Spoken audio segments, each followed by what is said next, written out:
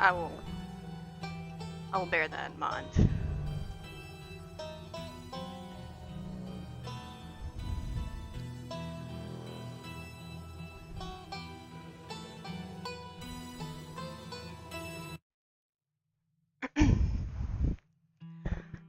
Episode 3 awaits.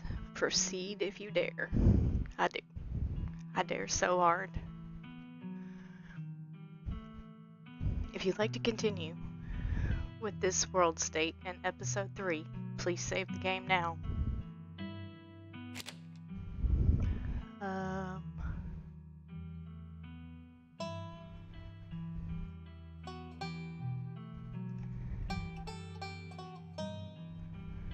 Okay.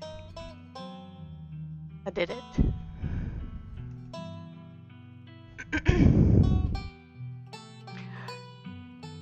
Anybody need a recap?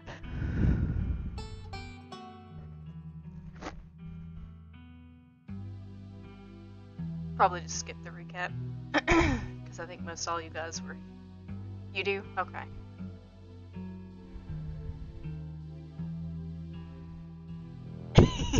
Cliff notes.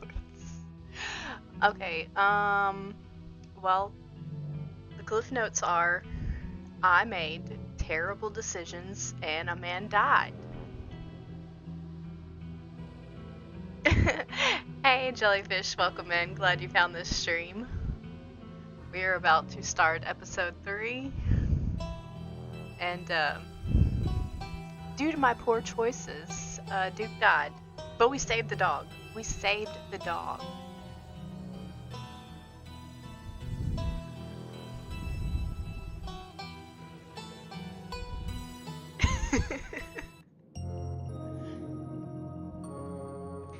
Sunshine filters in through the dusty windows of the estate as the dull aches of last night's activities throb in and out of focus.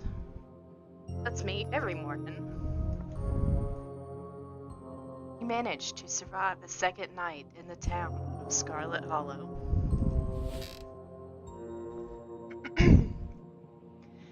As you pull yourself out of bed, you can feel the soot and grime of the Shaw mine still stuck in your skin.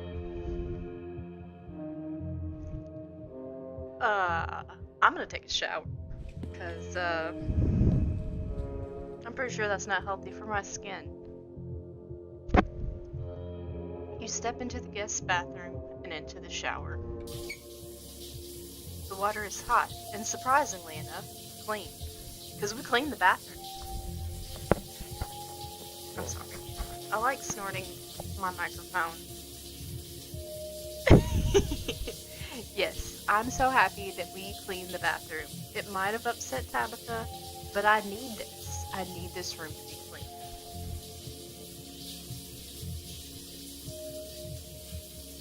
As steam fills your lungs and soot washes down the drain. Yes, evicted all the cockroaches. Yeah, the kitchen needs to be cleaned too, but we'll get there.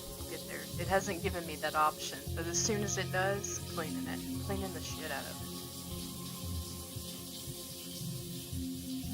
it. Alright, here are our options. Option 1, mystical. Every minute feels like another thread holding this town together starts to unravel. Thoughts of doom consume me.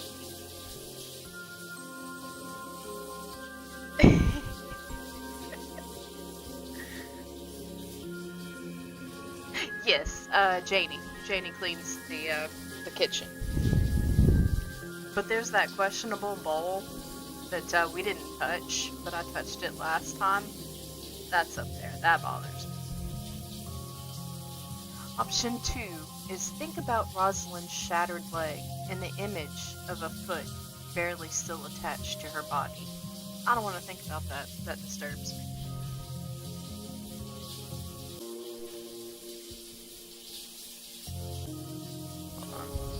My thing got all funky. There we go. Think about Sybil's warning. The worst is yet to come. Think about Wayne and wonder how many times he's watched you unseen.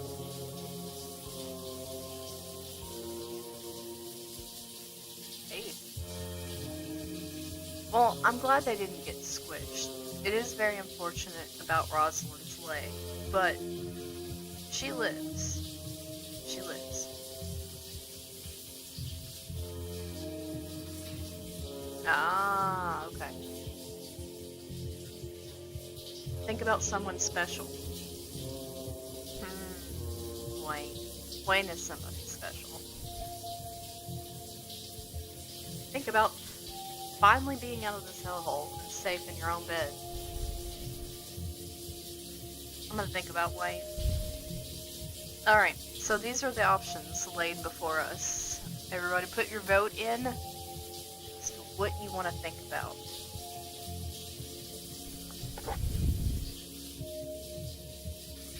Because I know what I'm thinking about. But I would like to involve chat in our decision-making skills. Because, let's face it, we've seen episode 2 and my decision-making skills by myself.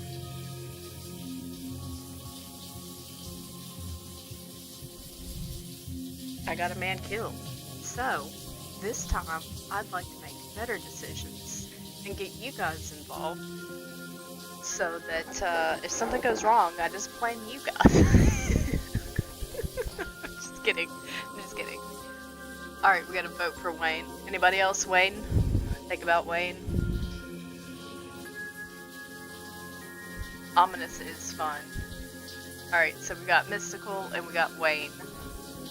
One more vote to break up this tie.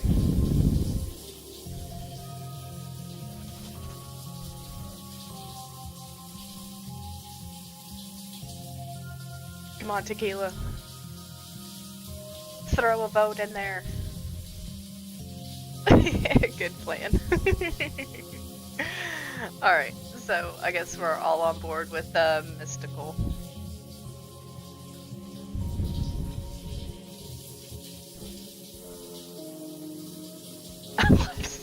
Thanks, Ned.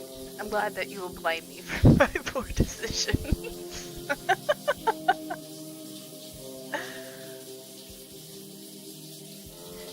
Every minute feels like another thread holding the town together starts to unravel. Thoughts of doom consume you. You're done here. She's getting wrinkly. That's true. Let's get her out of the shower. You turn off the faucet and dry yourself off. Time to start your day. As Prune Willow steps out of the shower. Okay, do we want to check on the possum? Do we want to look out the window, see if Wayne's watching us?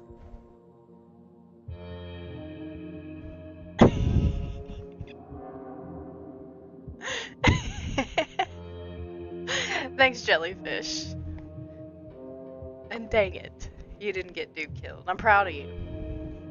I'm proud of you on so many levels, because you didn't make silly decisions like I did. Do we want to check the closet?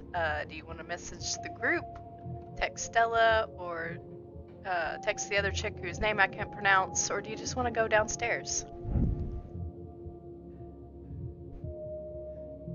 Aw, thanks for the follow, Jellyfish.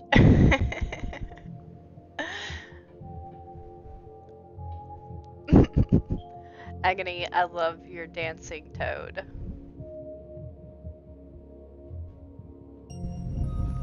So, what are we thinking about? We're gonna look at the possum, we're gonna look out the window, see if Wayne is looking at us through the window. It's kinda hot. Creepy, but hot.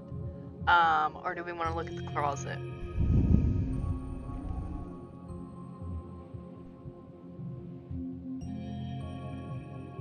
Closet? Okay.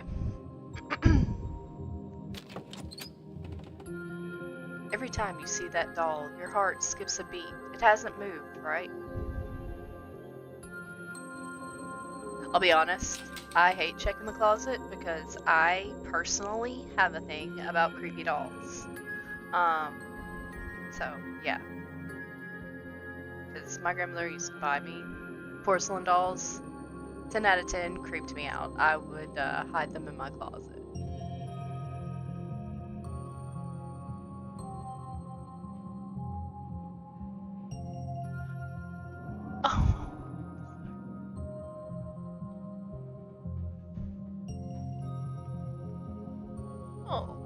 so sorry.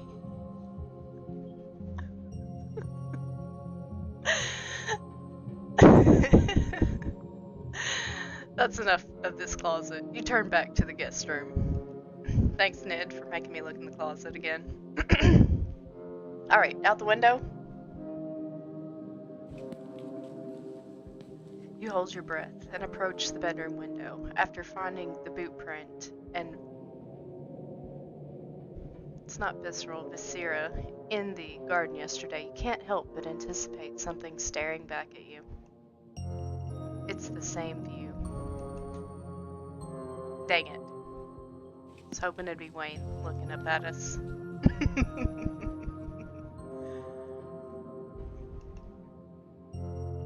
Alright, do we want to text anybody or do we just want to go downstairs? Because, me personally, I don't really want to text them. They've caused enough issues in my life.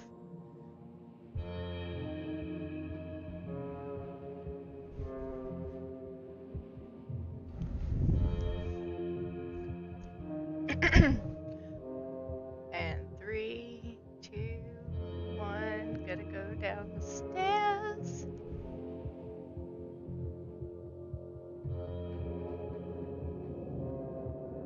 Downstairs is fun. Fun, even.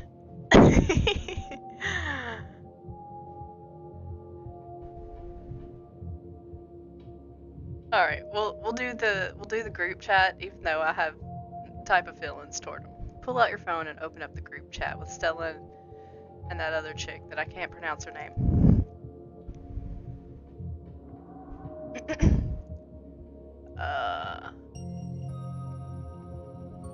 So we're gonna do morning. How are you guys holding up?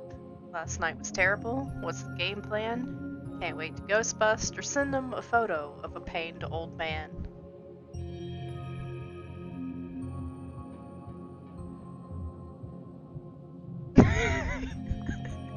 Look, you can pronounce it out for me a million times. I'm somehow gonna screw it up according to you. Kaneki. Kaneki. I don't know.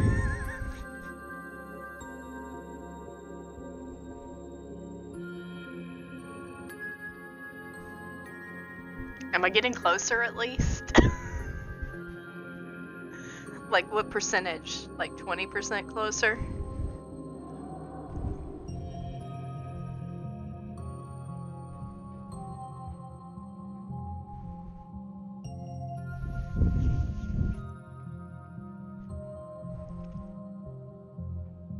Let's see.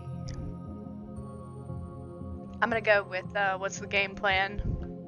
Everybody cool with that?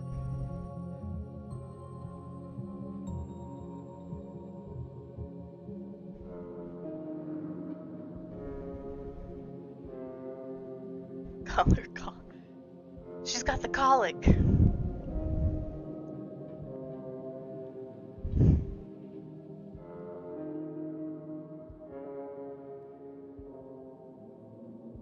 It'll probably be a bit before you get a response. Alright.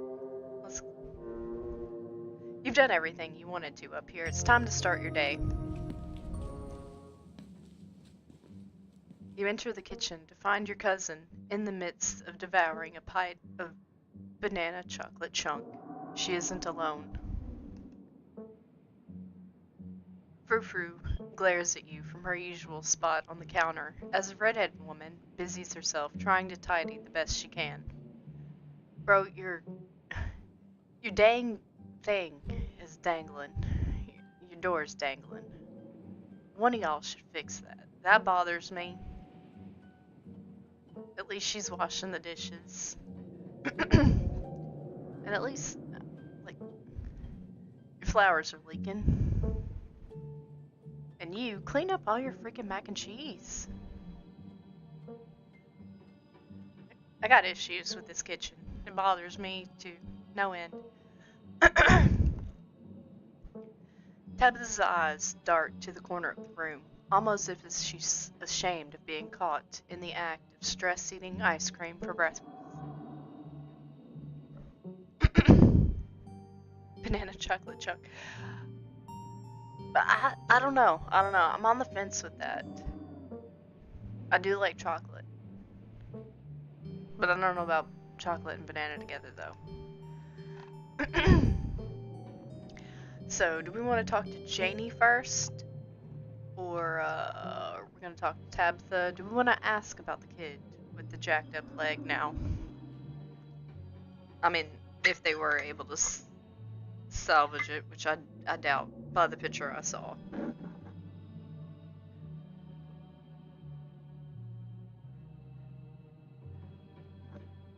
Because her leg looks smashed as fuck.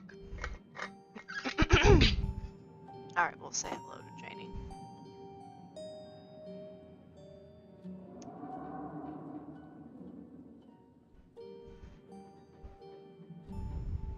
It would be normal. Fine, I'll be normal. Hi, I'm Willow.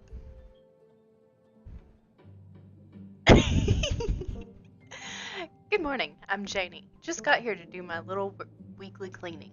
Whatever cleaning Miss Tabitha will let me do, at least. Fix this. I could have this place looking brand new, you know. Don't go making any big renovations or moving anything around. I like knowing where my stuff is. Okie dokie. It's so nice to finally meet you, Willow. I mean, I guess I did meet you on Monday when you popped in the diner. I didn't even talk to you.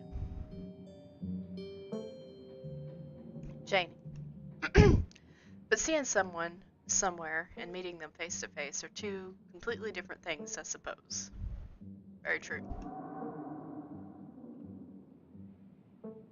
We're gonna start with the I, a it's, a thanks, or just say absolutely nothing.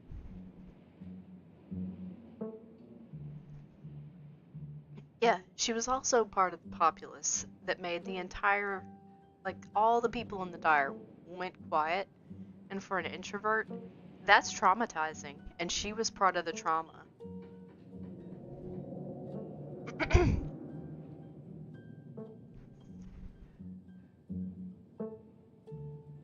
Can't traumatize an introvert and expect me to forget that. I can hold a grudge.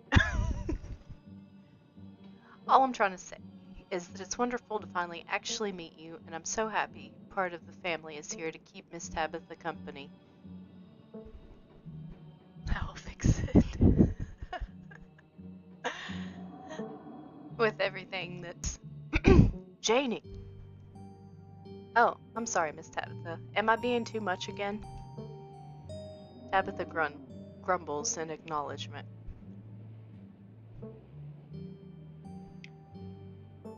Alright, I guess we should either ask about Rosalind or just say hi to Tabitha.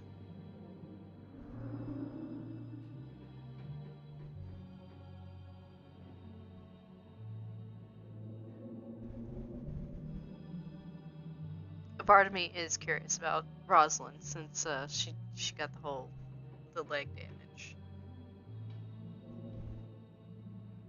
I feel bad for the kid.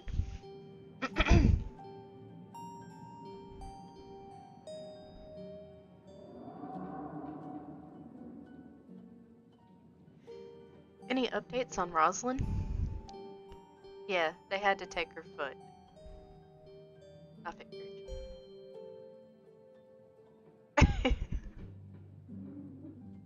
She's lucky that's all they had to take. Tabitha takes one last spoonful of ice cream, then discards the empty container, turning to you with her trademark scowl. Dude, I didn't even do anything. Let's get going. I've got an errand to run in town. Every time I've left you here alone, something terrible wound up happening, so you're coming with me. I didn't make any of that stuff happening. Let's get going. Alright, so we have... Hold on. You can't just tell me Rosalind lost a foot and move on like nothing. Take her foot? Jesus, Tabitha. You're not mincing words. Or I'll meet you outside. Yay, cousin bonding time. Alright, let's go. But I haven't had breakfast. You can't just take away my freedom like that. I don't need a babysitter, or just shut our mouths.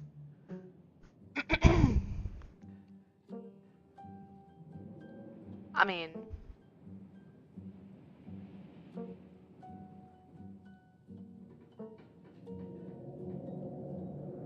she would probably prefer if I didn't say anything. So far, every time I talk, I think it makes her hate me more. Maybe she'll like me more if I just shut up once in a while.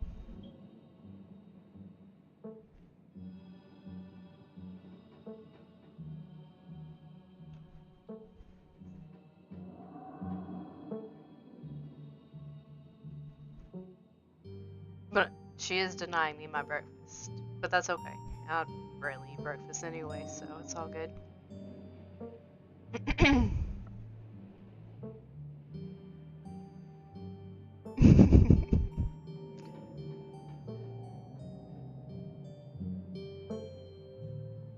Given your track record, if I let you out of my sight, you'll probably just disappear in the wilderness, only to return in the middle of the night after burning down City Hall. If I'm lucky, you'll give me a call at some point between dousing the building in kerosene and lighting the match.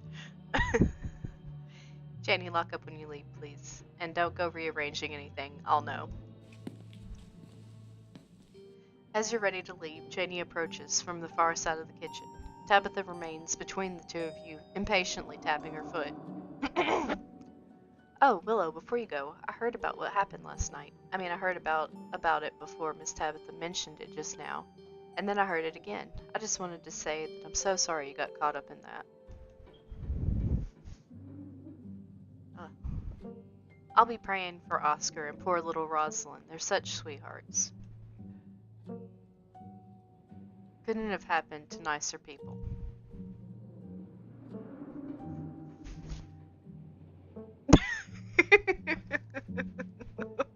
Bitch, I want you to...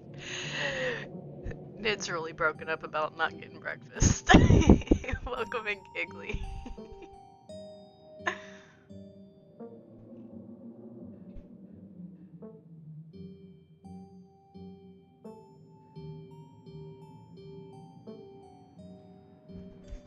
Alright, I'm thinking mystical or...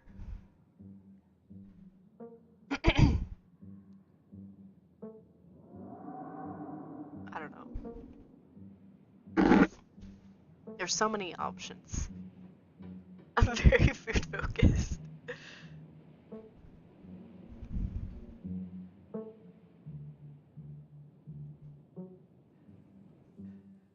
I've noticed, Ned. You're very food focused. Thanks, last night was a lot. Yes, last night was a lot. Why do you look so angry at me all the time? If you ever need to talk to anyone, my husband is the local pastor. He's a gentleman and always willing to lend an ear. He's actually been going a little stir crazy ever since we moved here. What with nobody really attending sermons. It'll probably do him a lot of good to talk through your worries.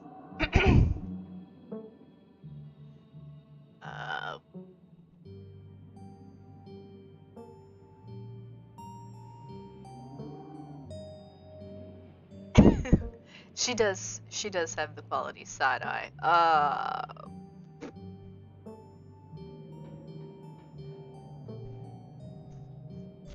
In all honesty, kind of a taboo topic. I'd rather not get into that. You just stay over there, Janie, with all that religion. Stay over here. That's alright. My Daniel likes to talk with all sorts of people. He just wants to extend support to anybody who needs it. Feel free to stop by the church anytime. The door is always open. Let's see. Sorry Tabitha's mean to you. Do you know anything about Wayne? I think at this point we should just go. Because I don't want to ask about Wayne in front of Tabitha because she might have some type of feelings.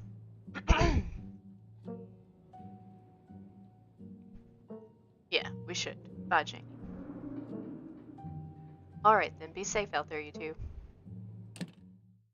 You and Tabitha walked through the doors of the estate and into her car.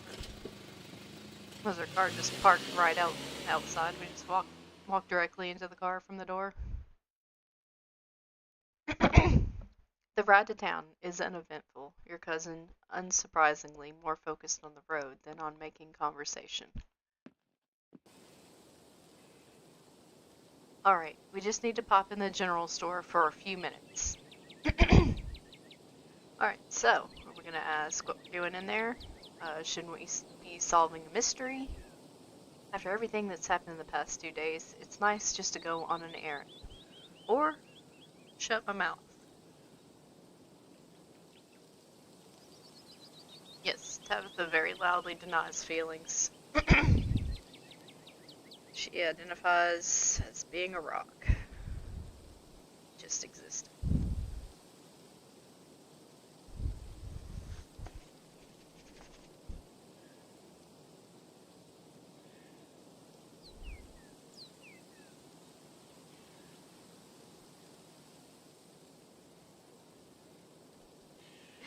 Any thoughts? 3. Uh, that is true. Exactly. You and Tabitha turn to the door of the general store, bursts open. A flustered chick exits, shouting behind her. Fine, okay, keep coddling him. Keep letting you get away with stuff you never would have let me so much as think about. I'm sick of carrying this family. She storms off, the door slowly drifting shut behind her. Other people and their drama. If more people kept things to themselves, they'd be a lot happier. You don't look happier. Maybe you let go some of that rage. Do some good breathing. A good solid breathing.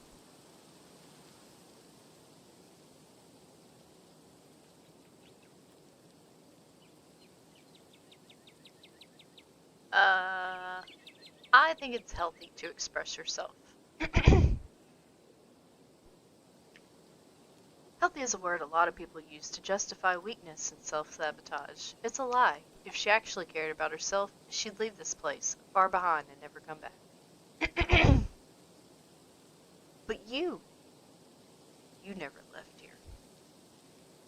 Come on, let's go over it.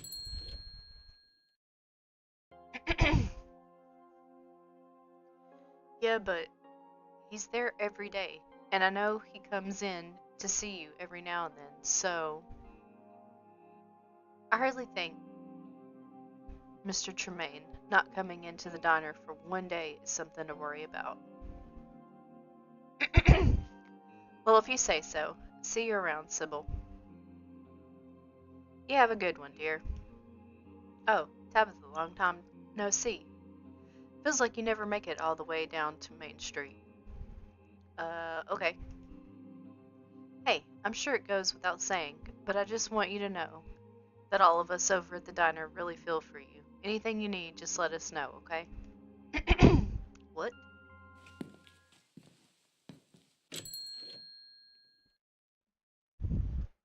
Avery nods politely and then leaves without saying another word. Who the hell was that?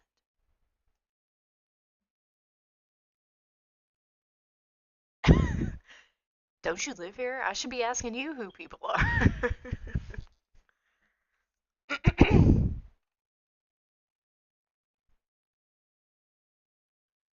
I'm gonna either explain who that is or go with option 2. Those are my choices. How are you guys feeling?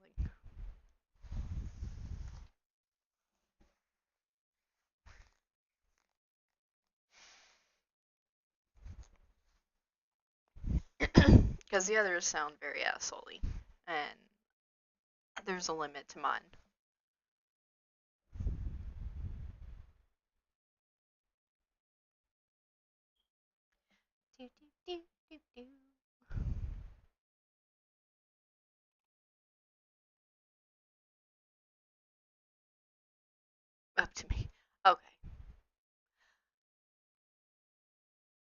I'll just go with option 1. That was Avery, Tabitha from the diner. Okay, sure. Why would I expect anything other than that response? Anyways, it's not important. Good morning, Sybil. Good morning, you two. Hope you're doing well after last night's activities. How dare you heckle me so hard? Is the new blend ready? Of course. Willow, if you'd like to keep Miles company, Tabitha and I will just be a minute. Why do I have to freaking sit with the kid? I don't want to sit with the kid.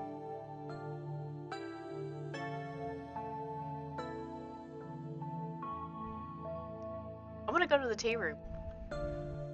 Can I go with you? I like the tea room. I always like visitors in the tea room, but I'm afraid I'm too busy to entertain for long, so we won't be lingering. Might as well just wait here. No need to cram in there like sardines.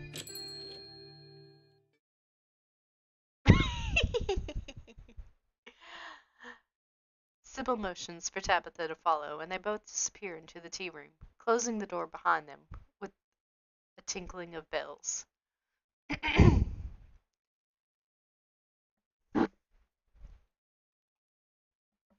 So, do we eavesdrop?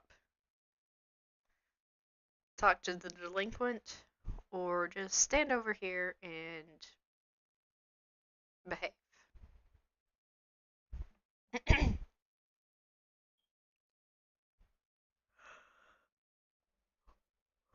Yes, 1. Okay, well, guess we're just gonna eavesdrop. You walk up to the door of the tea room to listen in. Subtle. Shut up, delinquent. Longer than you'd hoped, but Sybil paused, and a moment later you hear footsteps move to the far end of the tea room. If she and Tabitha resume their discussion, their voices are too soft for you to hear. It isn't long before the tinkling of bells interrupts your attempted listening session to announce another patron. Oh, excuse me. Wait, you're Willow, aren't you? My name is Beau. I'm Duke's boy. It's a pleasure to meet you. Oh, shit. Of all the people to meet, this guy. You're not a grown adult, and being here is not your idea. The policeman told me you saw what happened to my dad.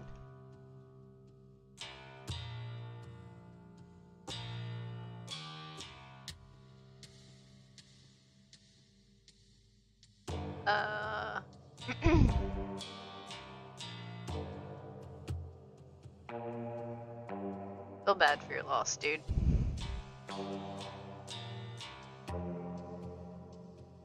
The policeman said he might just be out hunting somewhere, but me and my mom both know he ain't coming back. Yeah, no.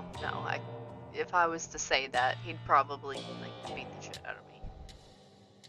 Forget all about me being a girl and just pummel me. Mama's pretty broken up about it. I'm trying to hold it together since I'm the man of the house, but it isn't easy. Me and him is supposed to bring Big Betty to the state fair this week, but now he's gone. And as of this morning, so is she. So I suppose, if I'm not going to the fair, I might as well make myself useful and get out in the woods and look for what's left of my dad. He was there, right? Could you tell me where to look so I could try to find him?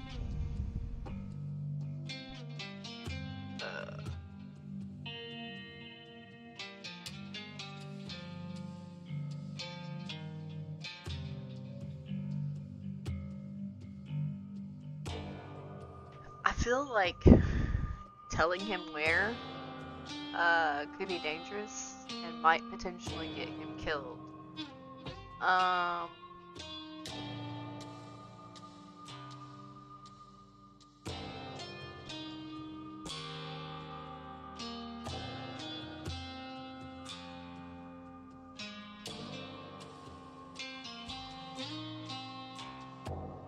I mean, there is a part of me that wants to tell him. He too is an adult. That is true. He is an adult. Um, or at least I assume so by his, and he probably hasn't done it. Yeah, true. So do we tell him? Because, like, those creepy things are out there. I mean, I would hope that he would go during the day. But if he got over focused and just kept looking at him till it got dark, and those little creepy things come out, yeah, I don't want that on my conscience. I don't want to get anybody else killed. I'm trying to avoid getting people killed.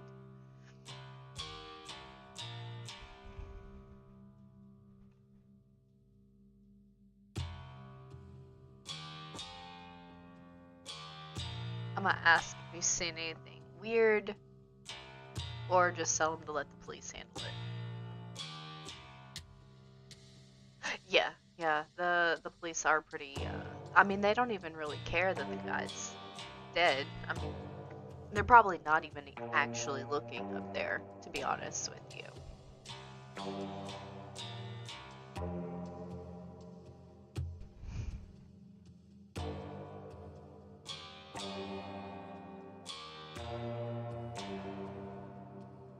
Not really, no, but I've been awful busy with everything that's still been happening.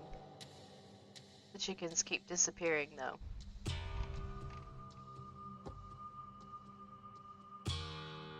Alright. I'm gonna tell him. So everybody in vote that we tell him exactly where?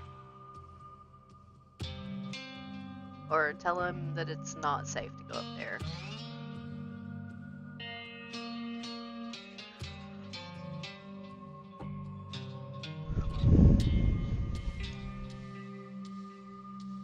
Tell him it's not safe.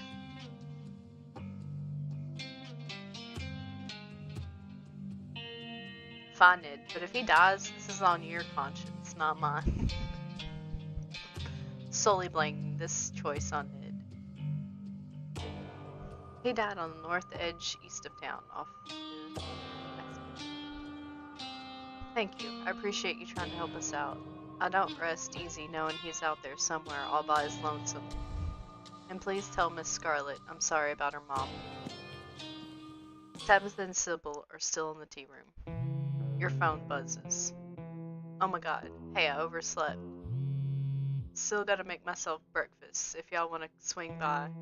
Otherwise, meet at the library and figure out the plan. I think I'm good. Just had a big fight. Not really hungry. Gonna chill in my van for a while. If you wanna hang out though, otherwise, see you guys at the library.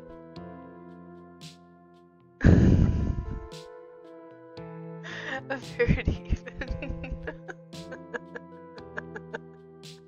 You were so excited about food, you screwed up the word.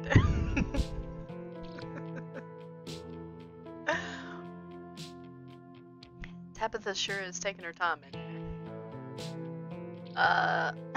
So, do we want to go to the van? Do we want to go to Stella's? Or do we want to hit up the diner?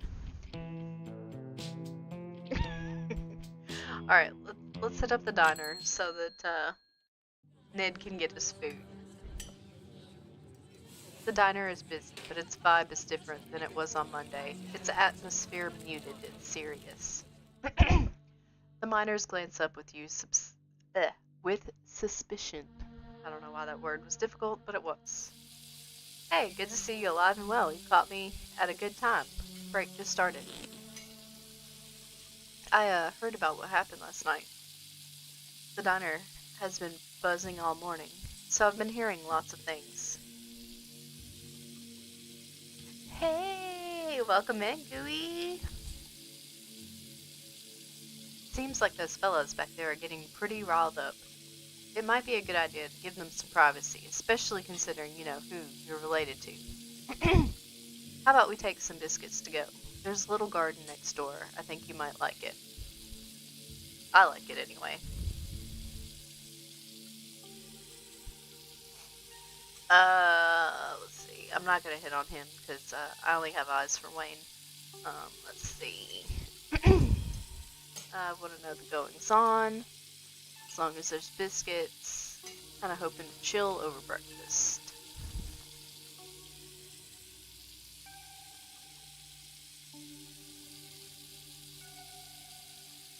kind of want to eavesdrop on them. But then again, they may not. I mean, I haven't done anything.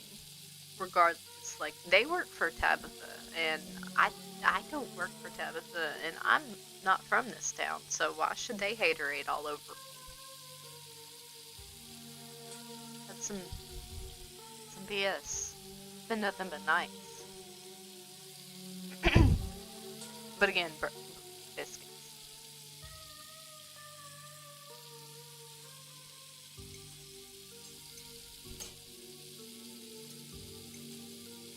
Oh, there'll be biscuits, alright. 2 biscuits to go, if you don't mind. The sour-faced cook nods and sets a book on the counter. See ya, Aunt Winnie. I know, I'm hooking you up with the biscuits. You can vicariously have food. I heard about what you've been getting up to, and if anything happens to them, you'll learn the true wrath of a southern woman.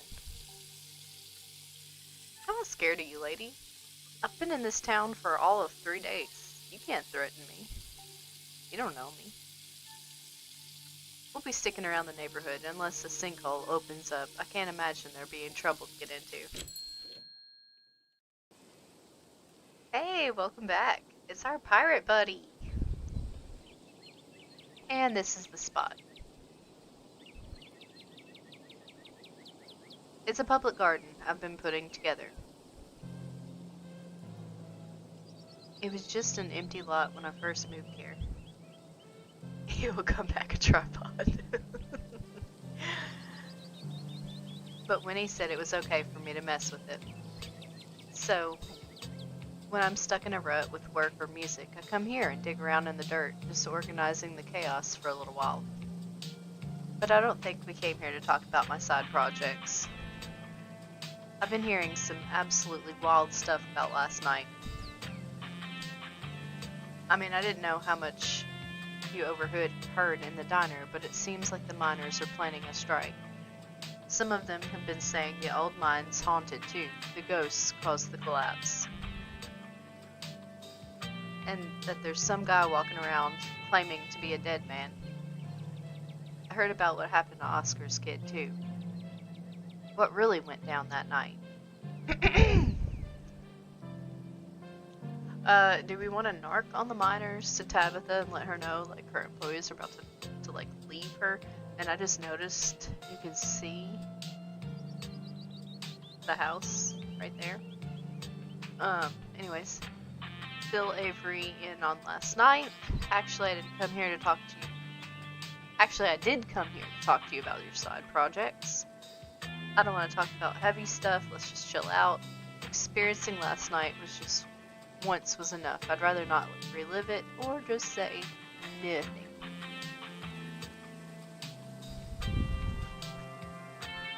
Now, Tabitha is my cousin, and I wouldn't want her to get blindsided with a strike. But also, I don't want to be a narc. So, therein lies a problem, and I'm gonna need chat to make a decision, because I don't want to. I'm gonna make you guys make the decision. Are we gonna narc? Are we gonna just be curious?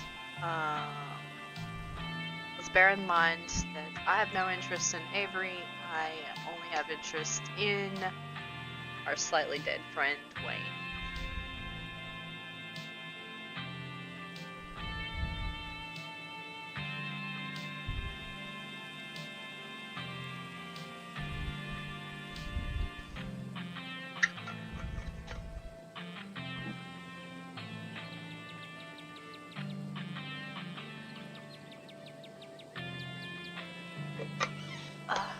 Hydration.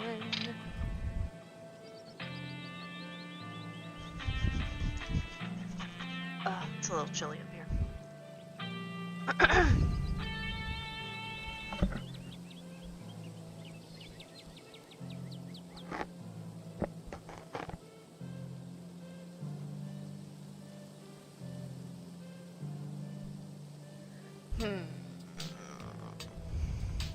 I mean, he's already heard about it.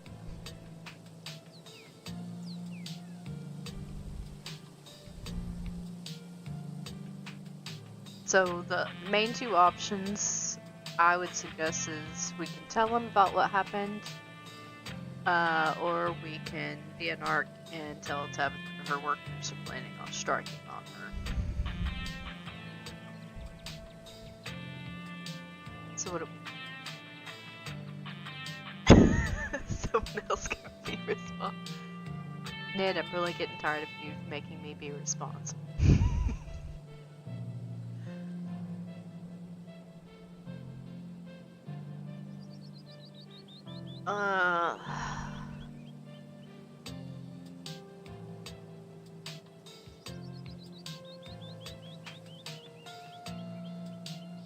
This is a tough one.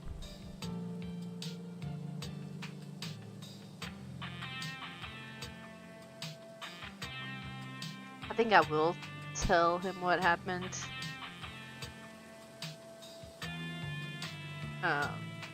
Just because Avery's not a bad guy. So, he's not a bad person at all. So, let's just,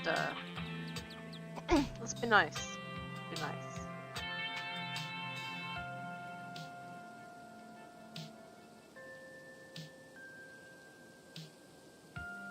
Okay, 1 and 3. You pull out your phone to text Tabitha about the strike. Avery eyes you as you do it. I didn't hear a buzz. Texting your cousin about the strike? Your choice, I guess.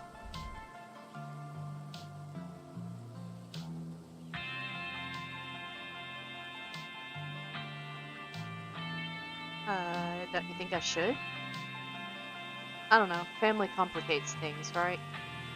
I'm inclined to root for the underdog here, but it's not like I really know your cousin outside of her reputation. I'm gonna do it. Are you serious? On top of everything else I have to deal with? Who told you? Where are you even? Wait, is this a prank? Did Stella put you up for this?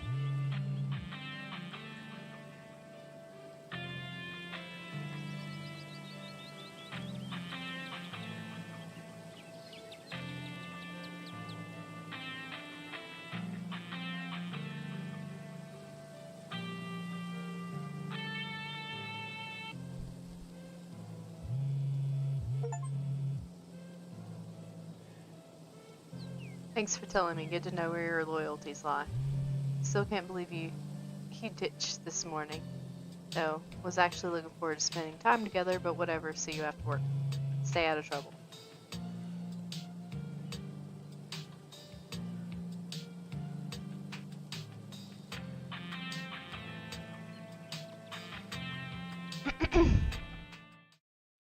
You do your best to sound sane as you fill Avery in on the details of what happened in the mines, the knocking, the ghostly figures of dust and light, the strange episode with the stone, and of course the violent way it all ended.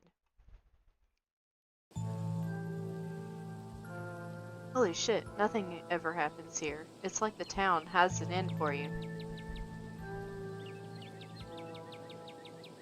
I'm gonna go with mystical. I can feel the chains of destiny dragging me here. Destiny isn't usually fun. That's an outlook. I guess it depends on your definition of fun, though. I don't really like to admit it, but it's kind of exciting, isn't it? Things actually happening here. I just wish I weren't hearing about it secondhand. I guess I should be glad I haven't been in the middle of all the danger, but at the same time, I want to know what those ghost miners look like, you know? I want to have seen those awful things that live in the woods. But I also hope it quiets down. The past 2 days have probably been as much horror as this little town can handle. Sorry, I must seem a little off my rocker.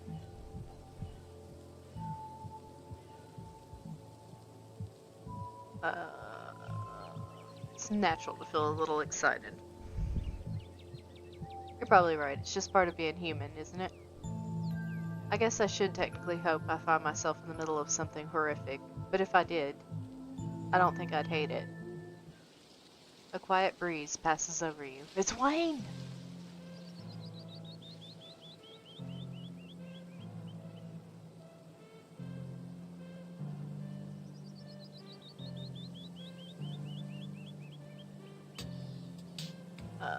Enjoy a quiet moment.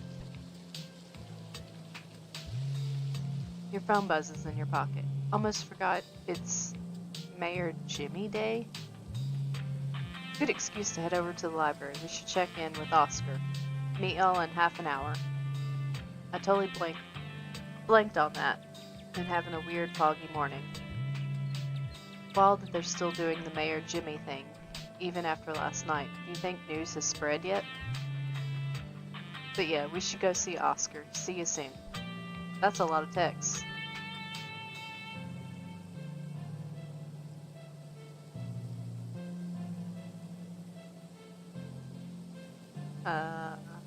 Making plans for Mayor Jimmy Day. One of the best parts of living here. I've still got a little bit of time to kill before my shift starts back up, and I'm sure Aunt Winnie won't mind. Let's get over there before there's too much of a crowd. I guess I'm going there. You and Avery make your way to the former town hall, now Scarlet Hollow's library. It's surprisingly busy. A small crowd formed in the corner of a main foyer. Oh hey, and Avery too. Hey, can't believe I almost forgot about Mayor Jimmy Day. Surprised to see you. I half expected you to skip town. Yeah, the whole gang's here, and Avery too. I've been waiting to introduce Willow to the mayor for like the entire time I've known her. It'll be worth it, trust us. Alright, shall we? He's a dog. The mayor's a dog. You can tell this dog is the mayor from his little sash and his fancy top hat. There's a regal air about him, almost as if he knows the position of authority he's been elected to. And unless you're mistaken, the serious man by his side is Deputy Franklin, of the policeman you spoke to following your encounter in the woods on Monday. He holds out his paw as if to shake your hand.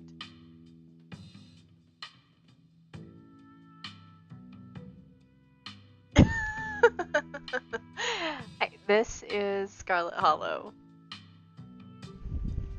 I played the first 3 episodes like forever ago, but they finally released the 4th episode, so I am bringing it back and playing from the beginning.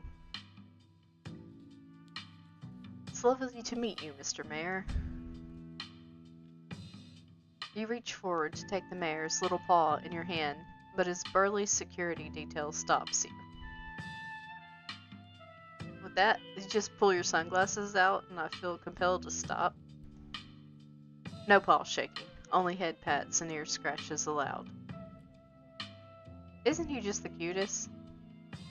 It's the best part of living in Scarlet Hollow, besides the nature.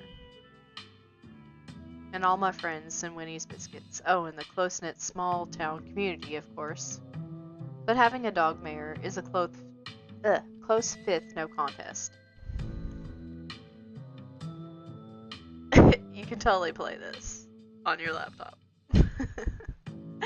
He's pretty cute too. It's almost like he really thinks he's the mayor, the way he sits all regal like that. Avery turns to you conspiratorially. Though to be honest, I voted for Daisy in the last election, but don't tell him that. Gretchen squirms in Stella's arms, straining to get at Miss Mayor Jimmy. Hey, whoa, Gretchen, calm down, old girl. You're gonna pull a muscle.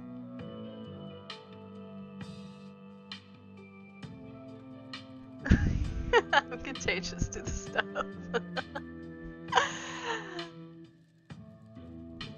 I should have known better. These two have never been able to get along.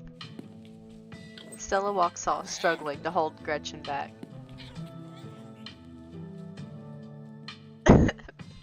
But no. Yes, there will be no Willard narration for your playthrough. I'm gonna follow them. It looks like everyone else is already talking to Oscar in the next room. Before you can catch up to your companions, you were intercepted by a nervous man with a cross around his neck. This creepy son of a bitch. It's hard to put a finger on it, but something compels you to dislike him. Sounds like old Gretchen and the mayor may have some unresolved issues, wouldn't you say? I'm Pastor Daniel. I take it you're Willow. Everybody's been buzzing about you.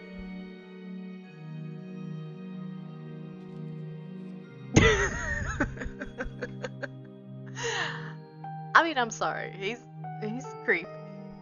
I said the same shit last time I played this game. He creeps me out to no end.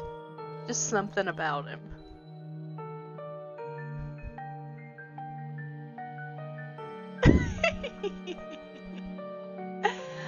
I'm so sorry about your aunt, but I'm sure she's in a better place now. Alright, I'm gonna divert for a second just because. What the fuck over here? Like, there's a fire and a man being tied to an iron thingy.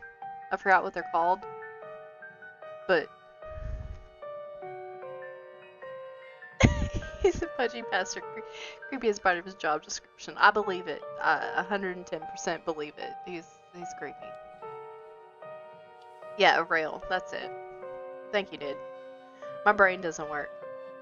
Let's see. I doubt Pearl Ann's in a better place. It sounds like she was awful. Let's not kid ourselves. We both know Pearl Ann's in hell. I don't believe in the afterlife. It is still real, but like...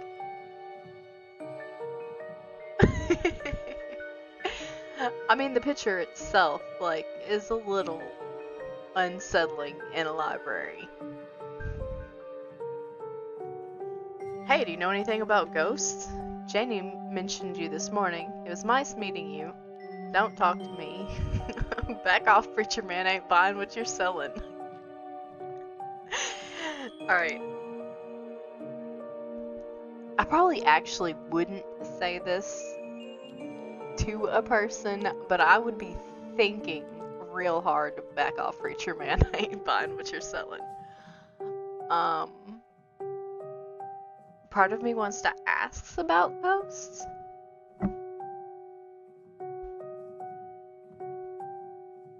Oh, yeah. Yeah.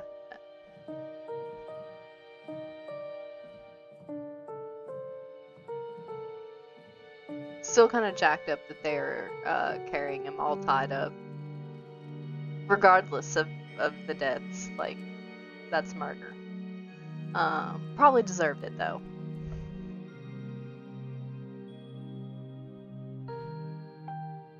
True.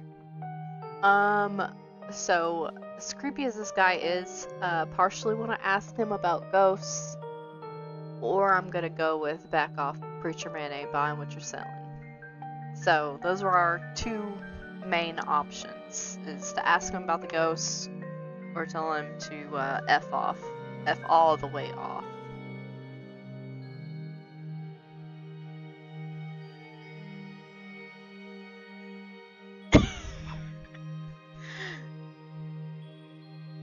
Tequila, eat some of that ice cream for me, please.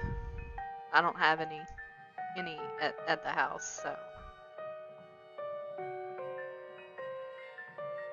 I'm gonna need you to eat that whole tub for me.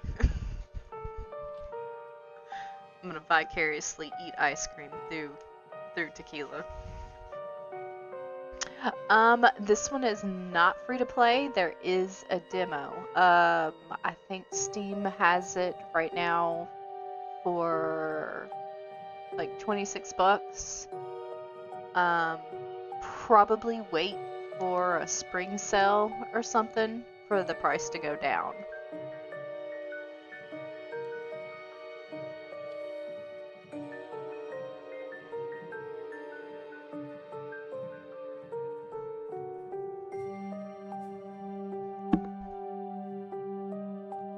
But I will be honest with you, this game is incredibly fun.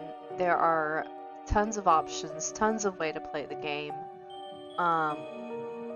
So it for me at least, it has a lot of replayability because of the fact of you can only pick 2 perks, and there are some really cool perks that you can pick.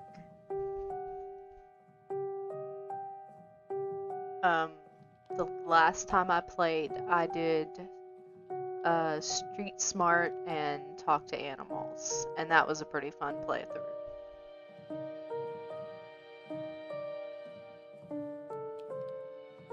Alright, I'm gonna go with, do you know anything about ghosts?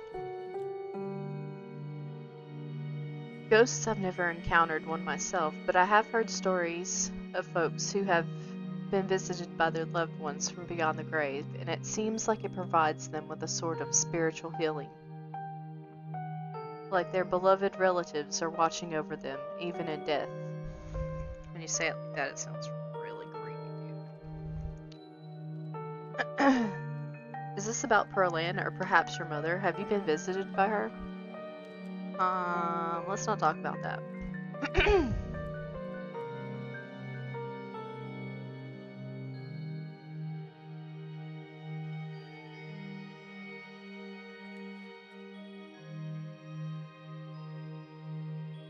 Let's see. So he has no insight, so never mind. Okie dokie then.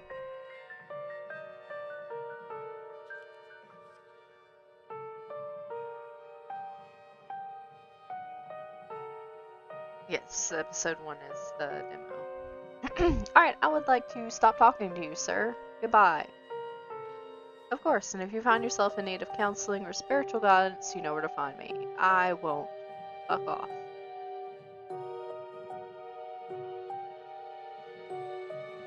You remain silent. You have nothing more to say to this man. I don't. And don't smile at me. That made your creepy go up about 1,000%. Don't worry, I'm not trying to sell you anything. Just thought I'd extend the offer in case you need someone to talk to. I don't. Please fuck all the way off, preacher man. The church doors are open if you ever change your mind.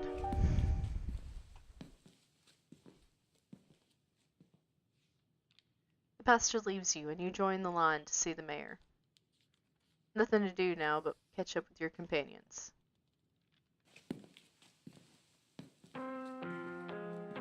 Oh my god. Poor Rosalind, I can't even imagine how scary this has been for her. She seems in high spirits now, but they've got her on some pretty strong pain medication, so I'm not sure how she's going to feel when the stuff wears off. And it was the whole foot. Yeah, it's bad, but she's alive. We'll both be able to move on from this. We just have to get through the tough parts first. It's really not, especially with the fact of you being able to replay it for different options, different insights into different sections of the game, so I highly recommend it.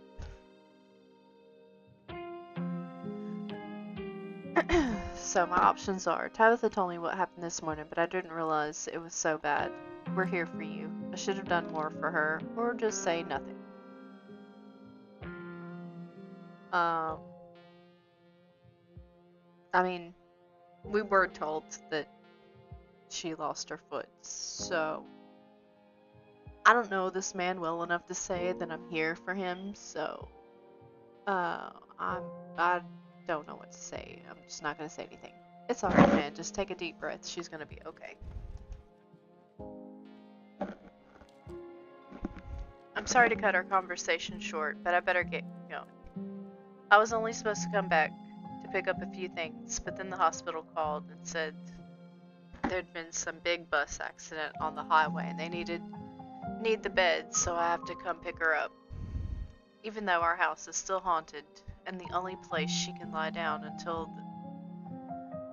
then is the dirty back room that drove her away in the first place, and Mayor Jimmy Day is happening.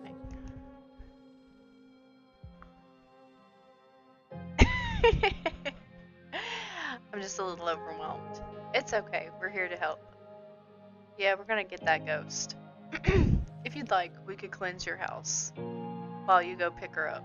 Seems like a good idea to do while the sun is up anyway. If only it doesn't come out during the day, so any cleansing attempts are gonna have to wait until nightfall. I'm still not even sure we can get rid of it all. I think I'd have to see it for myself, that it was gone. Managed to trick me a couple of times, and I can't handle any more surprises right now. I've got every ghost hunting device known to man. You're in good hands. Let's see. We have the power of friendship on our sides. What are we, My Little Pony? No.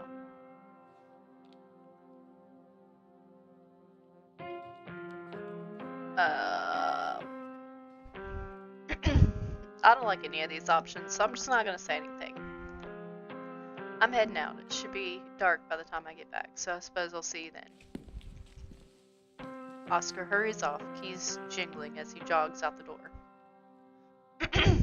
Oh yeah, we made dinner plans with our pal Reese yesterday. I'm sure his mom will be totally fine with extra guests. Will she?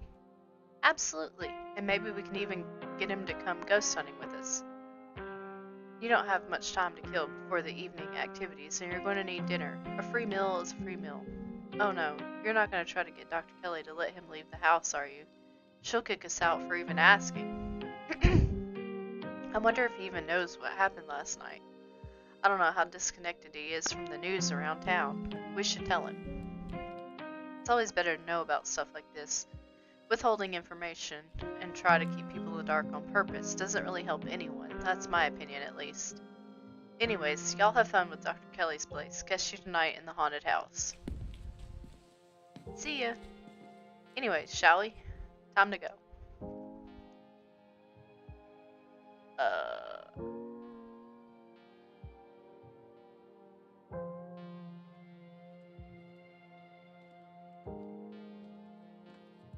You discreetly shoot your cousin a text reminding her about the evening's ghost hunt. Stella, they will find out if she actually shows up. So I finally met Pastor Daniel. It was only a matter of time until he tried to pull you aside about grief counseling. When my dad died, I had to ban him from the general store for a week. He wouldn't stop leaving these little pamphlets at the checkout. I didn't know where he'd find so many.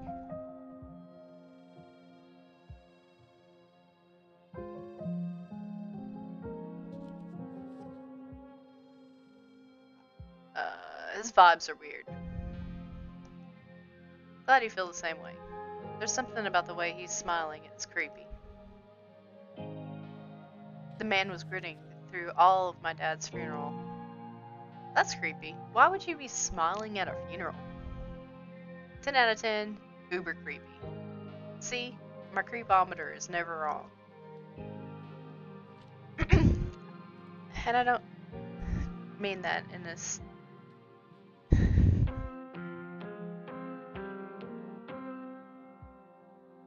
The Wolf Among Us? I don't think I've heard of that one. Definitely shoot me a reminder link, either DM me or put it on my Discord so that I can remember to look at that. There just was little sirens that go off every time I see him that tell me to get away from him. That's exactly how I would describe it too. The whole town feels the same way, now that I think about it. He must be pretty lonely. Thanks. He can look for friends somewhere else. I wonder if the pastor's cursed. I felt something odd when he came up to me, and the way everyone dislikes him seems excessive. Unnaturally excessive. I know this is weird coming from me, but not everything in this town has to be spooky for supernatural reasons. Sometimes people just give off bad vibes. Agreed. We're allowed to dislike him, even though he hasn't done anything wrong. That we know of. Alright. Let's head out. The three of you leave the library for an early dinner at Reese's. You find yourself in front of what must be Reese's house. A cold hesitation grips you as the building looms on the hilltop. Though it's only early afternoon, it feels much later, the sun already sinking behind the tall mountain that surrounds Scarlet Hollow. We're a little early. What if Dr. Kelly yells at us? There's no such thing as early when you're hanging out with your friends. That's just extra time you get to spend together. Okay, but what if she yells at us? It's too late. The door swings open. Hey, Reese. Oh my god, dude, it's been ages. You must be Willow, right? Stella told me you were coming. Gretchen starts yelping at Reese, straining against Stella's grip. She tries to get between them. Are they all ready? Are they here already? I knew you'd show up early, Stella, and you brought another guest. And a dog. Great.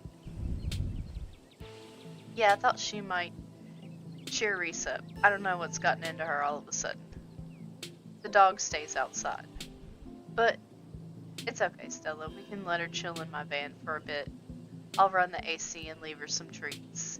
You know, I always have some of those easy chew dog jerky stashed away. But we go everywhere together. Do you want to come in or not? Dr. Kelly quietly eyes you while the three of you wait.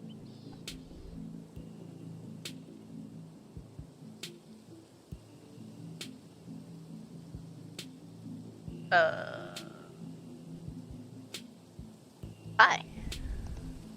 Just come in. Let's get this over with. Wow, you're friendly. You follow Reese and Dr. Kelly inside. The house feels cold. Not only is there an odd chill in the air, but the building itself feels too sterile, uncomfortably tidy, to the point where you're nervous to touch anything. If it weren't for the aroma of store-bought dinner rolls baking in the oven, the unsettling artwork hanging on the walls, you'd be half convinced you wandered into a real estate showing. So, how can I lend a hand? By sitting down at the table and not puttering around in my kitchen. I made sure everything was done well in advance, so the only thing left are the rolls, which shouldn't be long. Then we can have a quick dinner and you can leave my house and go about your business. But I was kind of hoping to see Reese's new art. We still have time now, right? You aren't seriously considered subjecting your friends to your disaster of a room, are you? It's not that bad. You can still see the floor.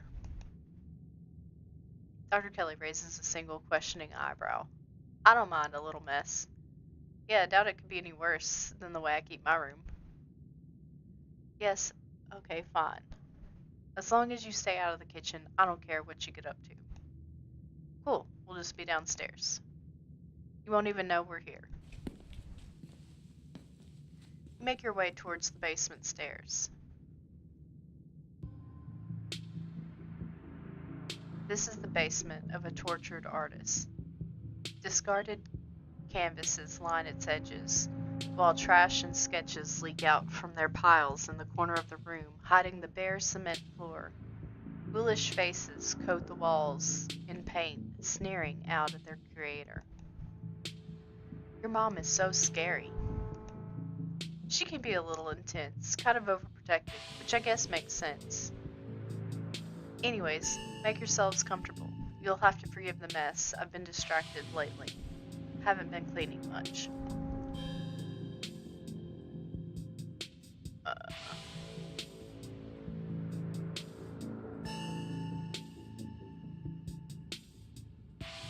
see.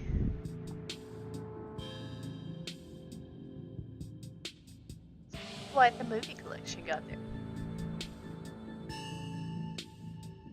Let me think. Oh, have you heard of Shinochi, Deathblood? I saw that for the first time recently and it blew me away. Excellent example of both Japanese horror and found footage done right. We could even put it on after dinner if you guys are interested. I would usually be down for that, but we gotta head over to Oscar's after this. We promised we'd ghostbust his place. He apparently has been dealing with a bad haunting.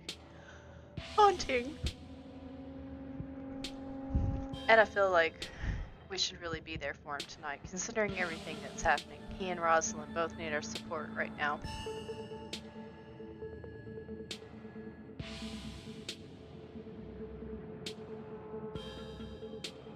I'll rain check that movie. Yeah, we'll definitely come by for a movie night this week. I'm free tomorrow night. I should probably work tomorrow, but I can close up early. Let's see.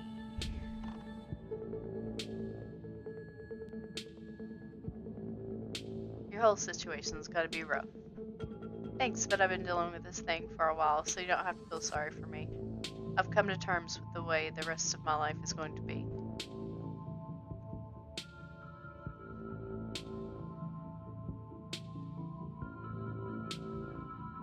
You have it, right? Not exactly. No one really knows what's wrong with me. It's been getting worse. I can barely keep most food down. My skin always itches like there's worms crawling beneath it. I could live for a long time or a short time, no one's sure. But I'm definitely not going to get better. Whatever time I have left is going to be miserable. So I've done my mourning. My best years are behind me, my future is unknowable, but come one day I'll wind up in a pine box just like everyone else, and I'm okay with that. That one kind of looks like Wayne. Damn, Reese, I may be goth, but that's some real nihilistic shit.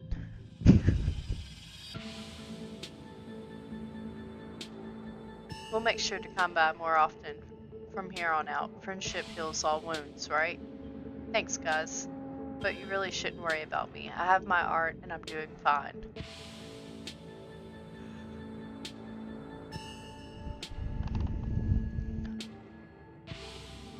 We'll all join the worms one day. Just gotta make the best of what we got.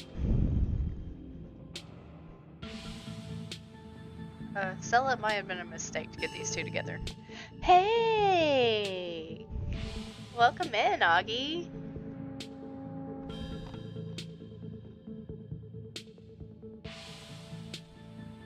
You three go way back, huh? Almost to the womb. The school here is a tiny K through 12. Not exactly a one-room schoolhouse, but not far from it. We're lucky we all got along as much as we did. Some kids weren't able to make any friends their own age. They just happened to be born around the same time as some real jerks and were stuck with them through their whole school career. Poor kids. This is Scarlet Hollow, and to be honest, it is very fun. For this playthrough, we have selected Hot and Mystical. There are 5 choices. So you can have Mystical, you can have Hot, you can have Street Smart, you can have Super Strength, and Talk to Animals. So there are lots of perks, and you can do quite a bit on each playthrough. And there are currently 4 episodes so far.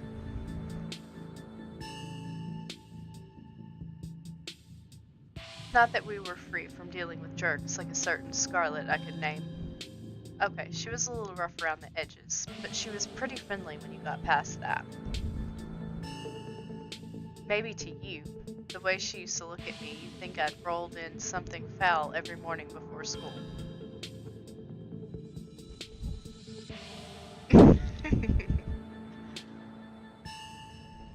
Same here, though to be fair, the feeling was more mutual between us. She deserved it, though. Ask him about his art. Each piece exudes a sickening miasma. It's like you could feel something squirming behind the paint. The brushstrokes acted as steel bars, trapping some anguished being within. I feel the emotions you put into these. They're writhing just behind the paint, radiating pain and anguish. I know what you mean, I feel it too. When I'm working on them, it's like I'm channeling whatever's plaguing me in the paint. And when they're done, I feel like I've been emptied out and all the vile things inside of me have been sealed away in the canvas. That's why I make so many of them. Sometimes when I return to a piece, it's almost like I'm offering an invitation for those feelings to slither back underneath my skin. There are some pieces I can't even look at. I hide them until I forget they exist. I'd rather not let those particular feelings back in. Sounds kind of sounds like therapy. There seems healthy, probably. Yeah, art therapy sounds like it does good. Being empty must be better than being full of bad thoughts, right? I think so. It works for me, at least. Alrighty. I've run out of things to say. Dinner's on the table. Guess that's it for catching up. Make sure you all wash your hands with soap. I mean, I don't know about anybody else, but usually when I wash my hands, it's with soap. I don't want anyone sharing their germs. Sure thing, Doc.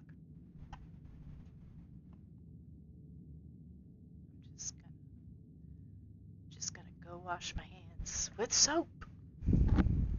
I don't know what mongrel is out here not soaping.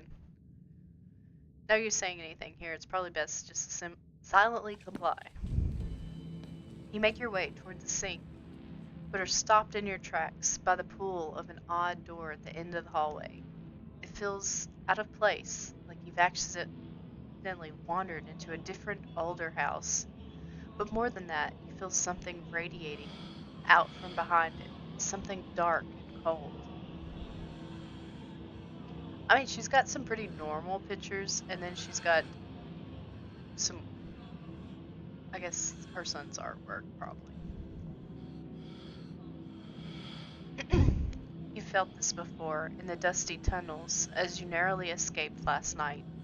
An oppressive hum, like a muted scream, heard through layers of rock, trying to draw you toward it. You feel lightheaded. You are compelled to approach the door, drawn as if hypnotized. Something wants you to find it. So our options are open the door or open the door. I'm gonna go with open the door. Before you know it, the doorknob is turning in your hand, your heart full of both deep dread and a compulsive need to know what might be on the other side. What do you think you're doing? Well,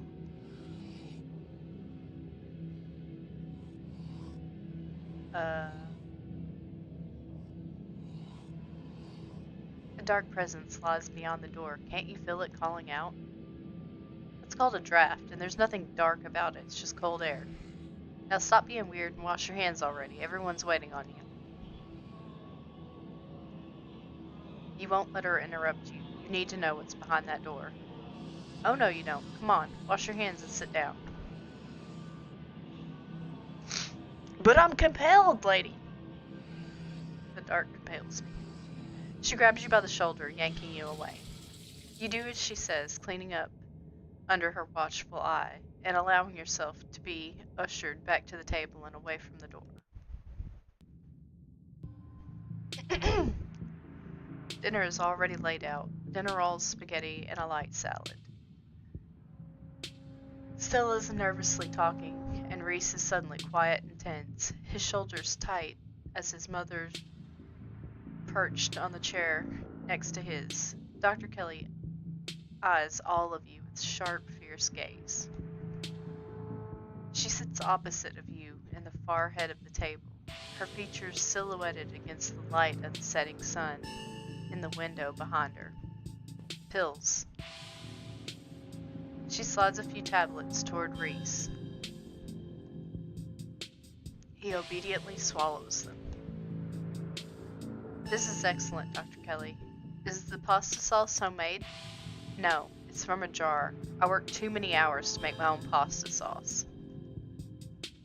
Well, you have excellent taste in brands, and if you ever want any tips on easy homemade pasta sauces, you know No thanks, Stella. I have the internet if I need recipes.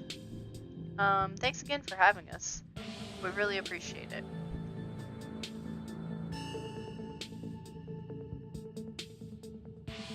Probably don't say that. That'll probably definitely piss her off. And we don't want to do that. Let's just do small talk.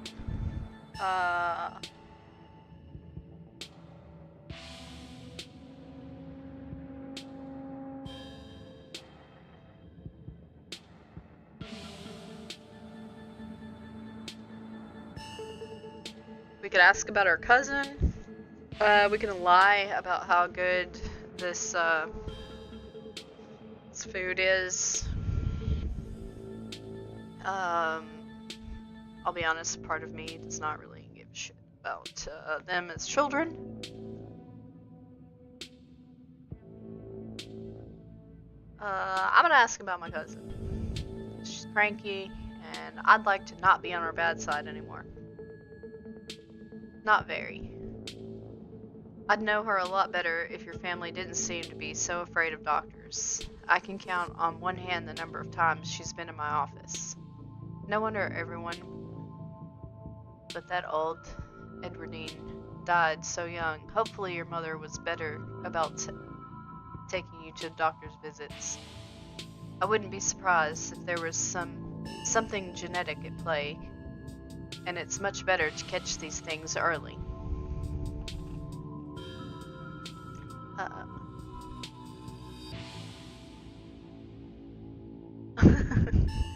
Hey, no problem. I hope you get some good rest, and that the ice cream was fabulous. Thanks for putting this together. I don't usually have to cook for so many people. I'm just glad there's enough for everyone. It reminded me of what it used to be like when these two would come over, hungry teenagers eating at a house and home. I should have charged their parents for all the food you kids went through, honestly. It was like I ran a restaurant, not a doctor's office.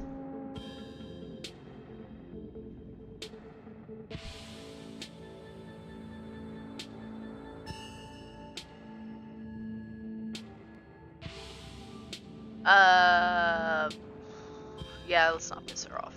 I have nothing else I want to say. You remain silent, quietly picking at the store-bought spaghetti and dinner rolls. So, we were talking about maybe watching a movie sometime this week, while Willow is still in town. We'll have to see how you're feeling. I can handle a movie, Doc. Yeah, we'll just sit downstairs in the dark. Reese is used to that. I'm sure he'll be okay. You're always overestimating how much you're able to do, Reese, and that's why you keep getting sick. If I get sick, so what? It's not like that's ever gonna change.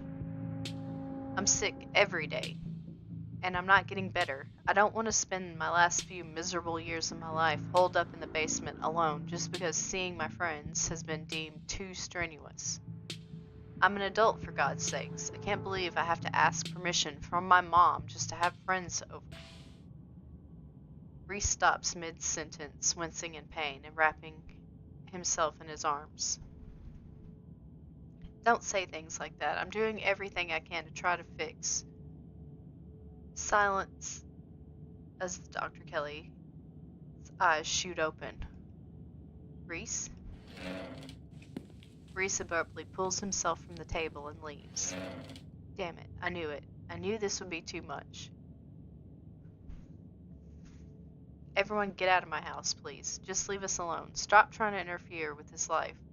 All it does is hurt him more. But we can't just leave him like this. Now is when he needs friends the most. No, now is when he needs me the most. I'm his doctor and his mother. I know you care about him. I know that. He knows it too. But all any of you would do is get in the way. So just leave, please.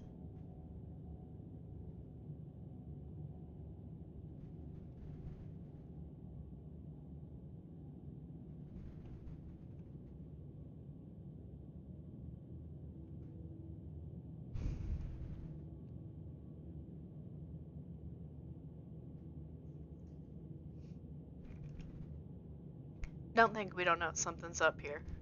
Do we? I don't care what you think. I just want you out so I can take care of my son. The three of you are rushed out the door. We'll be back, Reese. I hope you feel better soon.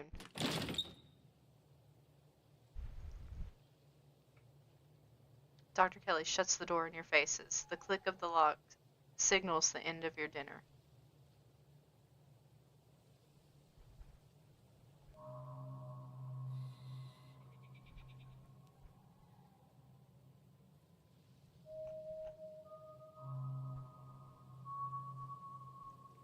The door to the clinic feels like it had the same pull on me as the carvings in the mine. Do you think something's back there?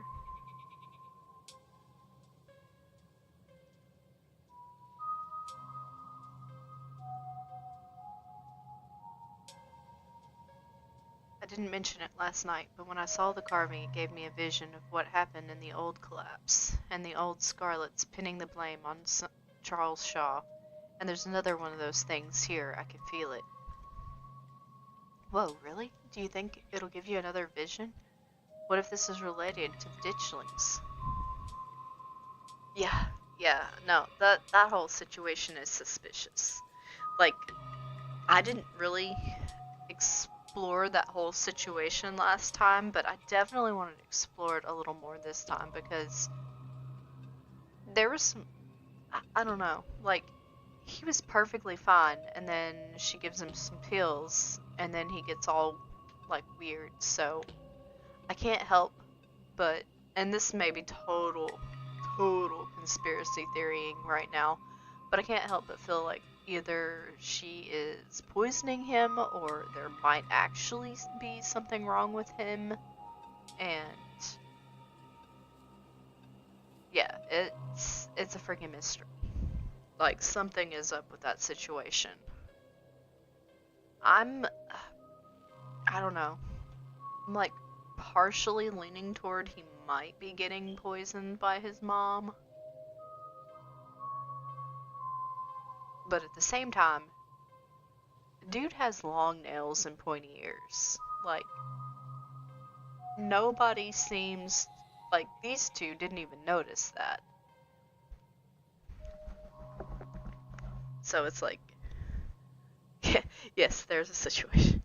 I mean, I believe there's some kind of something, because dude has pointy ears. Nobody else in this game so far doesn't seem to have them.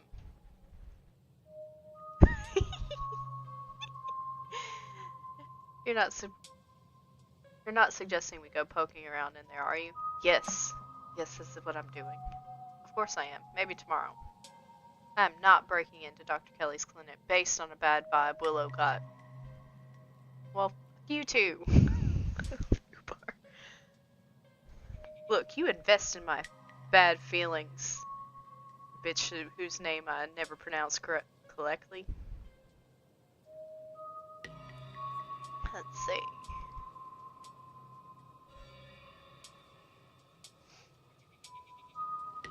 Do you think Reese might have a supernatural affliction? Like, related to what you felt in there? If he did, why wouldn't Dr. Kelly have it? It makes more sense if he just has a genetic condition, assuming there isn't any foul play. Foul play? The whole thing's just fishy, and after tonight, I feel like my fear of Dr. Kelly is a lot more justified than I thought. She's just overprotective. I'm sure that's all going on. And she has every right to be. I mean, the poor guy took 2 bites of food and got sick immediately. I can't imagine what that's like for both of them to go through. I mean, there's a possibility that shitty store-bought spaghetti made him sick, and that's probably good that we didn't eat it. Look, I'm just saying, maybe there's more to their dynamic than just him being sick, but it's not like there's much we can do about it right now. We could probably go back and forth on this for a while. Let's go grab Gretchen and go get going. The sun is setting and we wouldn't want to miss our second of ghost action. Stella hurries off down the hill, almost as if to run away from what just happened. Lit by the orange hue of the setting sun, the library feels different. What was once a quaint building in a small town now stands an imposing structure. I see that freaking ditchling right there, and right there. That's creepy. And these two right here, right in that man's crotch. Its walls holding something that stares back at you with a menace. All those guys. Maybe ghosts aren't real, and the rest of tonight is going to be a pleasant break from the events of the past few days. But you know that's not the case. There's something old and powerful in there, and you can feel it stir as the sun sets and daylight fades away. Overprotective red flag. True, true. Just as its exterior was intimidating in the setting sun, the inside of the library is dark, its shadows deep and foreboding. The meet and greet with the mayor ended quite some time ago, and the throngs of visitors took whatever joy was in this place with them when they left. Oh, Jesus, Stella, you can't just roll up on me like that. Scare the shit out of me. Hey, Oscar, are you back yet? Shh, you can't yell in the library. It's against the rules. It's after hours. Rules only apply before 5 p.m. Now it's our domain. Stella, you selfish bitch. Don't yell in the damn library, regardless of the hours. Hey, you're just in time. Rosalind's situated in the back room. Alexis is going to keep her company while we hopefully get this all sorted out. I'd love for her to be able to sleep in her own bed tonight. How's she doing? She's not quite as chipper as she was when she was on stronger meds, but she's still doing surprisingly well. Alexis has been on her side nonstop. She's been a really good friend. Rosalind and I are both lucky to have her right now. I'm glad she's back home at least, and we'll be able to get her back into her real home in no time.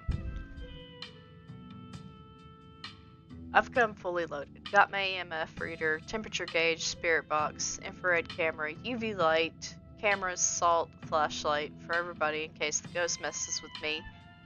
Messes with the electricity, parabolic microphone, Sharpies, and paper for automatic writing, matches, and candles for rituals. Wow.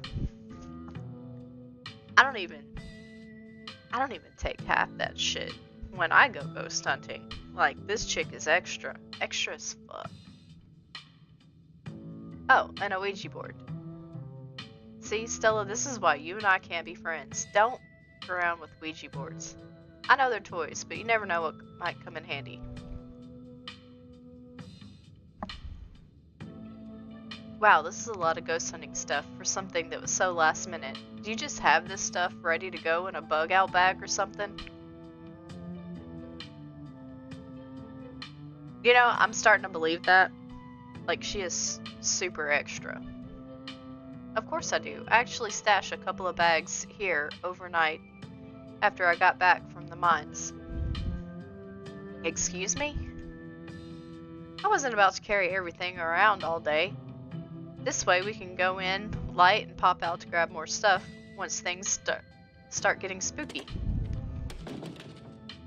I may never have found any compelling evidence of ghosts, but that's not for lack of trying, and after last night, I'm more than ready to try again. Hey, hope I'm not too late. Have I missed any creepy paranormal stuff? Glad you can make it. The more pairs of hands we have, the more equipment we can carry. Sure thing, always happy to offer a hand or two. I hope you aren't taking this as serious as everyone else is. I need someone else to be rational with me. Whoa, is that an EMF reader? I've never seen one in person. Look at all this stuff.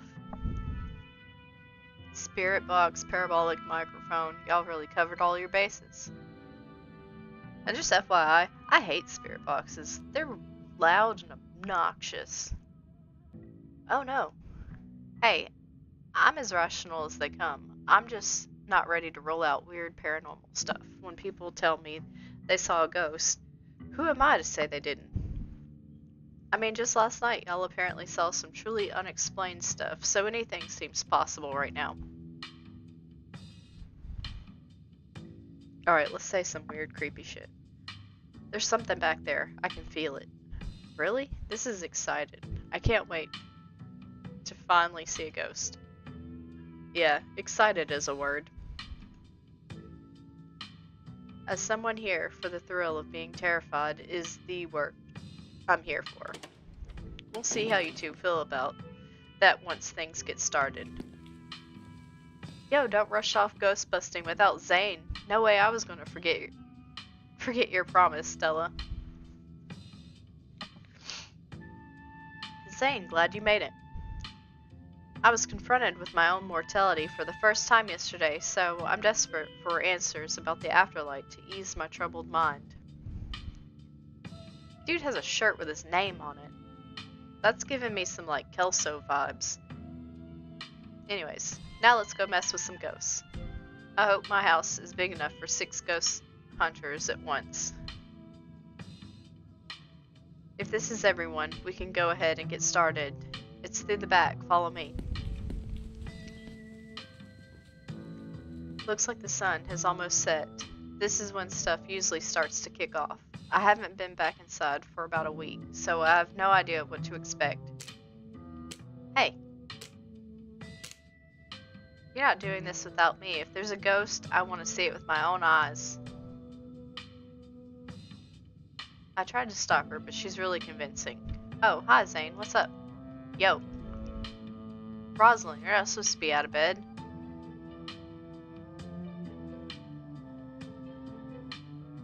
I'm not about to tell a parent what to do with this kid. Like, that's some bad. Don't do it. Don't do it.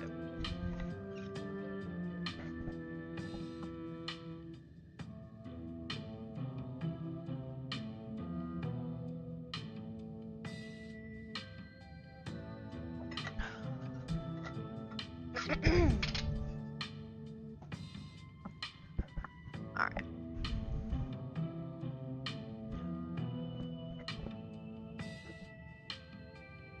You decide it's best to let Oscar handle this. I've done enough resting, and it's not like hobbling around in the library is any different than you bastard! Hydrate! Literally just took a drink of water, you bastard.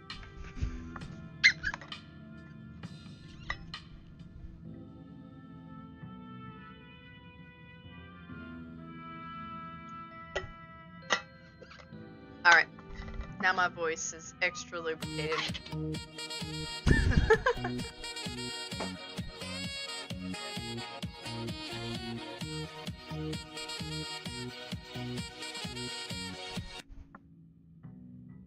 I like the squirrel stacks. It brings me a lot of joy.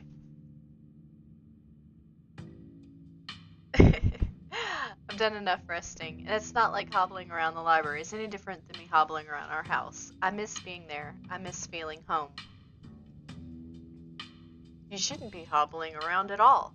Just take it easy until you're more healed. I've got to learn to walk around eventually. Might as well start while I'm still on pain meds. And our house is 1 story. It's not like I'm climbing Everest. Oscar sighs. The answer is no, Rosa. You need your rest. As if. I can't get any rest in this crappy little back room. I want our house back. I'm coming with you.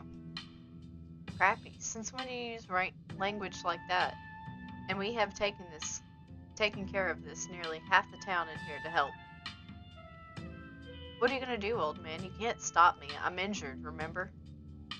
I mean, technically, he could kick your freaking crutches out from underneath you and you're just gonna be fucked. But that's alright. I'm not that old. You better turn around or I'll ground you. Dad, I'm pretty sure I'm grounded as I can get. And I'm fine. This doesn't even hurt. I don't feel anything. That's because you're on painkillers. Doesn't mean that... Rosalind ignores it, grimacing, but confident as she hobbles forward on her crutches. Oscar says and does nothing to stop her. Okay. Duct tape. Yes, duct tape her to a freaking wall. You all cross over the threshold and enter Oscar's living room. Family photos line the walls, and stacks of books sit comfortably on a wooden furniture. And there's that feeling again, like the mines, like the door at the clinic. A dusty, suffocating, dizzying feeling. Something in this house, though whether it's a ghost or something worse, you cannot know. Okay, looks pretty normal for now. I don't remember this picture being on the floor, but that could be non-supernatural. None of my equipment is picking up anything around the picture. But I'll set up a camera in case it falls again. Could be important evidence. You might want to save your cameras for Rosalind's room. That's where I've seen the ghost manifest. It's just down the hall.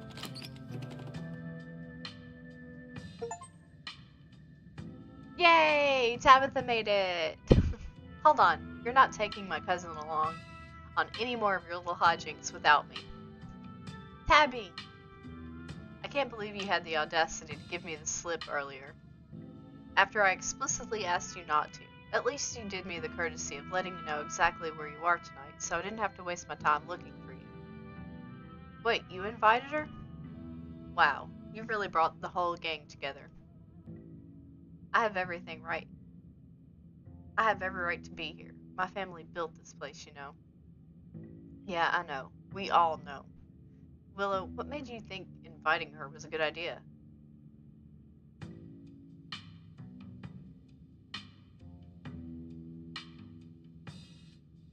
What? I like her. We're friends. I like her little mischievous smile. Like, she's on a constant basis, I feel like, hating on me.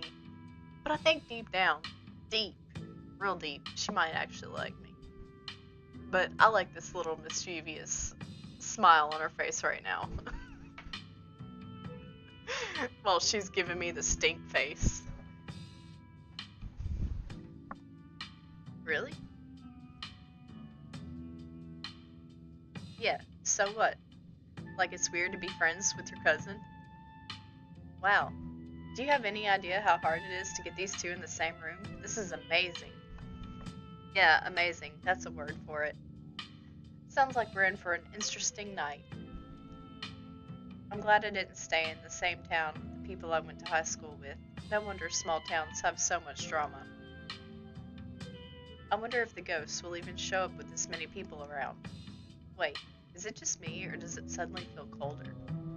It sure does. I definitely feel that. Same. I've got chills. The temperature gun says it's actually a couple of degrees colder, but that's normal. Rooms and hallways are sometimes colder than other parts of the house. Whoa, a genuine cold spot? I gotta snap a pic for posterity. Ow. Wasn't ready for that. Is that it? This isn't very scary.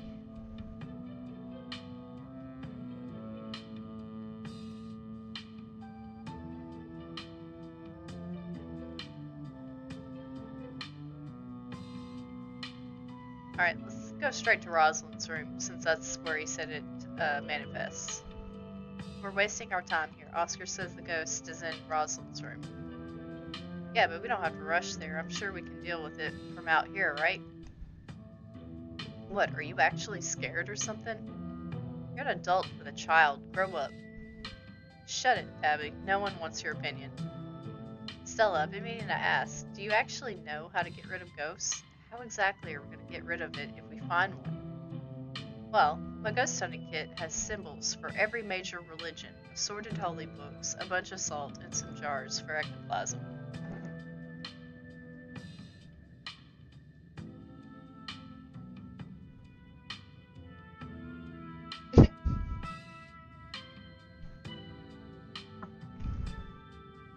Or it could be more difficult for her finding shoes. I don't know. If worse comes to worse, we can always use the Ouija board to politely ask it to leave. Aren't Ouija boards super cursed? Are you sure that wouldn't make it mad or invite a demon into the house or something? Ouija boards are toys. The only power they have for scaring kids at slumber parties. Which is not entirely the truth on that. I had a very terrible experience with a Ouija board, and that is because we Well, I was drunk and thought it was a great idea, and we carved a symbol in the board and carved a symbol into me. And it got a little sideways, and I never want to play with one ever again. That sounds like fun to me. Might as well try it, right? What's the worst that could have happened? We make the ghost mad and it gives us more evidence. Sounds like a win-win. I think I'd rather not take the chance. One ghost is enough to deal with. I don't much like the thought of opening a door for something worse. Wow, you've never been superstitious, Dad. The ghost really has freaked you out. Okay. Oscar takes a deep breath before continuing. Let's head to Rosalind's room. Follow me. Whoa. This is where I've seen it. It appears on top of the stain. Yeah, that's gotta be tough to scrub out. Doesn't the county own this house? Do they know about the damaged carpet? Have you seen your house? I don't see how that's relevant. Weird. I'm not getting anything. It's not even cold. It's the same temperature as the living room. Nothing on the EMF either. Then your equipment's wrong. The stain is definitely paranormal. I've scrubbed it out too many times to count, and it just keeps coming back. It's just a stain, Dad. Can't we cover it back up? I don't mind sleeping in here. Maybe we have to scrub it out first. Could be that the paranormal stuff will activate if we give it a reason to. Oh, good idea. I've never heard of a bleach-activated ghost before.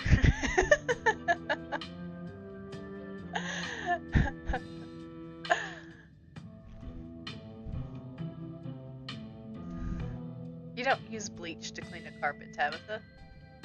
Whatever. How was I supposed to know that? Not everyone gets to learn how to clean things. If y'all are offering free carpet cleaning, be my guest. The stain is an attempt at expression. There are no words, no decipherable patterns, but you can still feel it, a cry for help from something that's lost its voice.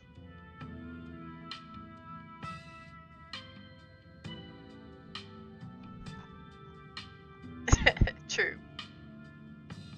Something is crying out for help. You might be onto something. I wonder if the blood spells something out on the floor underneath. Have you tried tearing up the carpet? In a house owned by the government? Nope. I'm not messing with the carpets. I'd rather scrub ghost blood out every day than have the government take me to court for destroying the property. Don't worry, I'm sure they'll just take you to court for neglect instead. Did it not occur to you that there could have been leaky pipes under the floor? I hate to agree with Tabitha on anything, but some kind of structural damage does seem likely. Tearing up the carpet doesn't seem like such a bad idea. Only one way to be sure. Stella excitedly starts tugging at the corner of the carpet. Oh dear. You're doing the government a favor, really. We'll cover for you. You don't have to sweat it. Stella pulls back the carpet, revealing a hatch. The floor around it is stained in reddish brown. What if there isn't a ghost at all? What if somebody lives down there? Okay, maybe I don't want to sleep in here.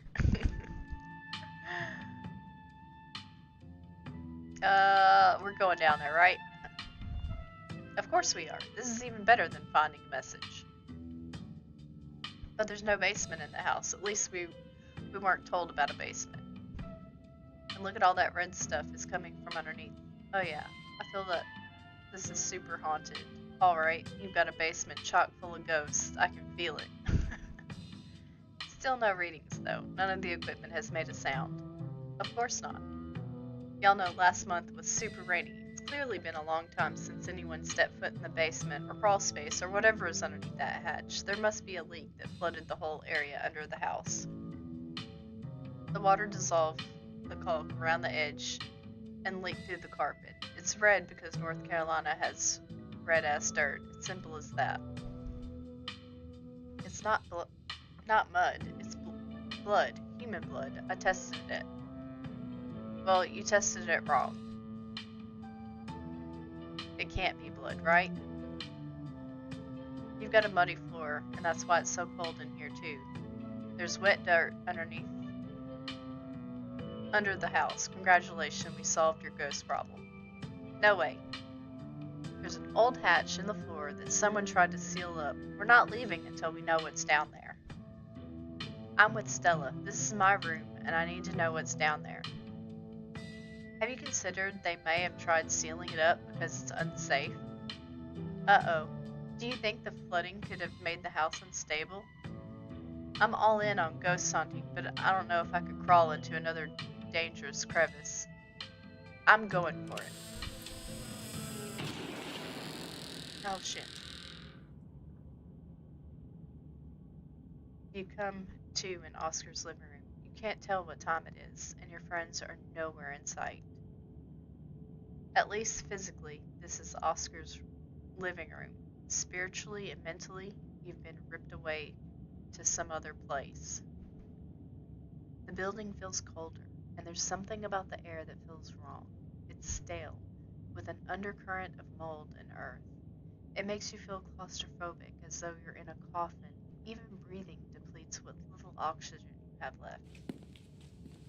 How did we end up back here? Where is everyone? Did we pass out again? Was there a gas leak in the basement or something?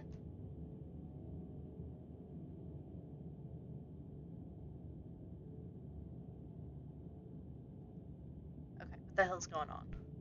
Maybe it's another gas pocket, or mold, or something shaken loose by the collapse yesterday. I don't know. This isn't exactly a normal occurrence for me. Now let's get the hell out of here before the bad air gives us brain damage. Your cousin marches to the front door and opens it. Why does it look like Oscar's house is in front of us? Didn't we just leave? It must be misremembering things. Let's go.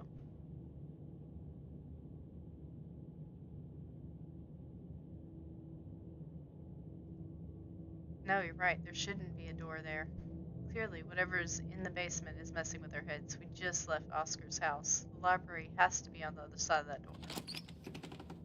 The two of you cross the hallway and open the door. Something isn't right. It feels like late summer afternoon. The air is warm and wet, and the scent of flowers drifts on the breeze. This is some acid trip shit. This...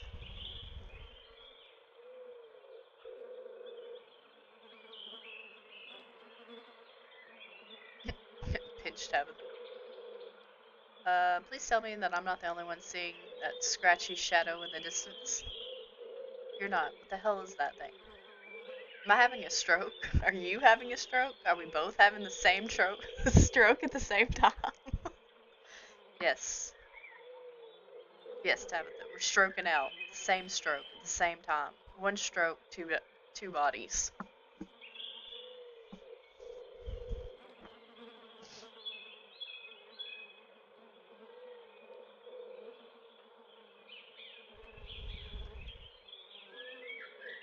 Do you see the creature behind the thorns? That's one of the bad omens Stella and I found in the woods. Ew.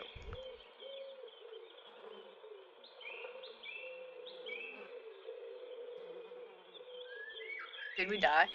Don't be so dramatic. I think I'd know if I was dead. There's gotta be an exit somewhere. You just have to look. Wait, do you hear music? Oh, Jesus Christ. Oh. Movement stirs as a figure cloaked in shadow rises to attention. Stella? God, man. Stella, even when she's whatever the hell right now, she's popping up. Who are you? What are you doing on my property? Huh?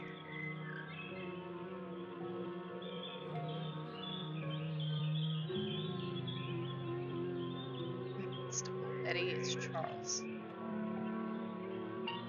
What? Did you say Eddie? No one's called me that in a long time.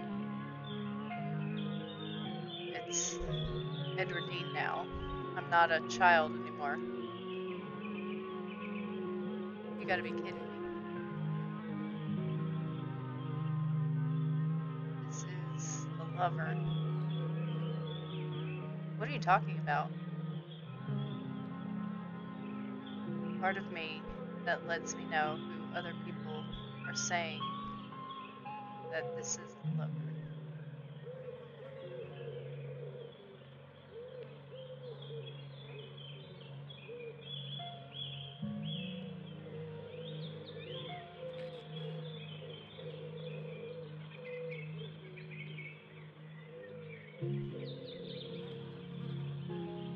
I'm gonna go with this one. Look, I'm just telling you what I know, and what I know is this isn't Stella right now.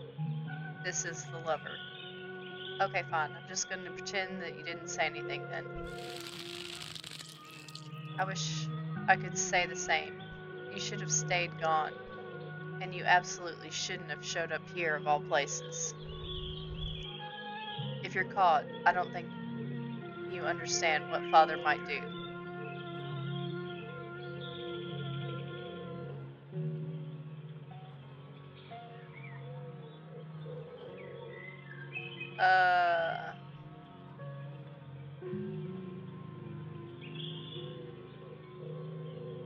Come with me, Eddie. Haven't you always wanted to see the coast? Now's your chance. We can just leave. Yeah, you rehearse this. I can't. It's not that easy for me. My brothers were sent to Normandy, and now I'm the only Scarlet left besides Father. I have responsibilities.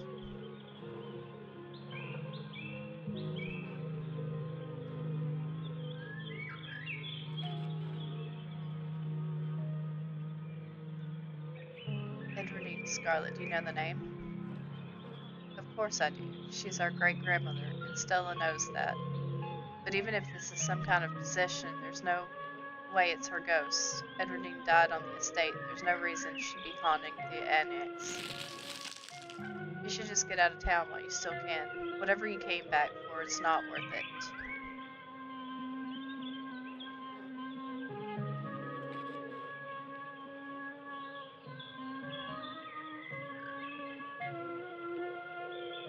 You're right. What I came back for isn't worth it, but you are. I won't leave the holler without you. Change your mind, I'll be around. She's gone, along with the shadow in the corner of the room. Come on. We must have been taken to the wrong door of the annex. We're getting out of here before anything else happens.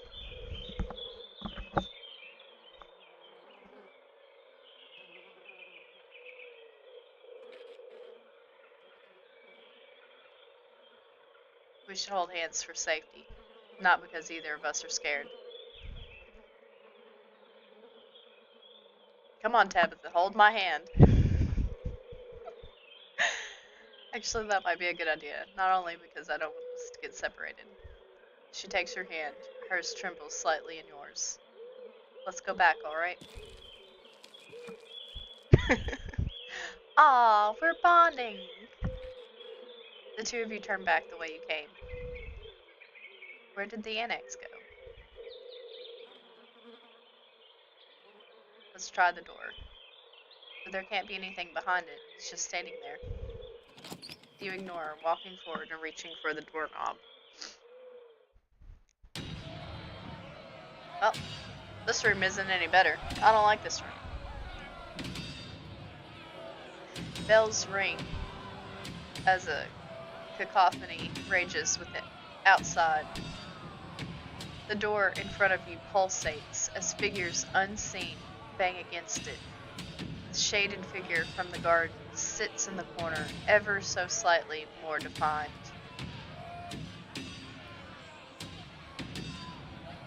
This is a freaky room. Are you kidding me? This is messed up. We need help. God, please let this call go through. Tabitha anxiously taps her foot as she's waiting for her phone to connect. Hey, it's... what? No, it's Tabitha. Didn't you see the caller ID? Stop interrupting me. Can you hear what I'm... Your cousin is cut off by the dial tone of a disconnected call. Great. She couldn't hear a word I said. Looks like we're on our own. Oh, Jesus Christ. Junior, pack your things quickly, hurry. Jesus. Rosalind, you scared the shit out of me. Maybe we should run him out on a rail too. Make an example of the whole family.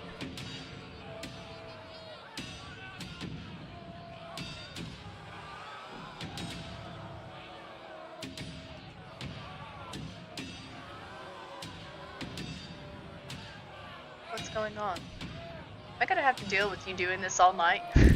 Yes, Tabitha. I'm gonna do weird shit.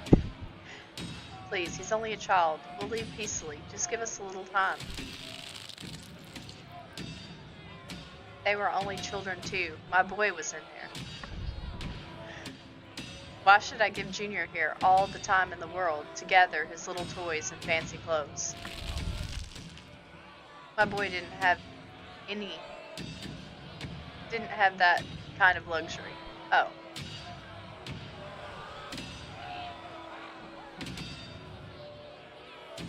The mob is talking about the collapse. Is that who you think the little girl is? But yeah, I think you're right. Don't listen to him, Charlie. Just keep packing. Looks like the others are on their way. Better hurry, boy, or you and your little dolls here might get burned up.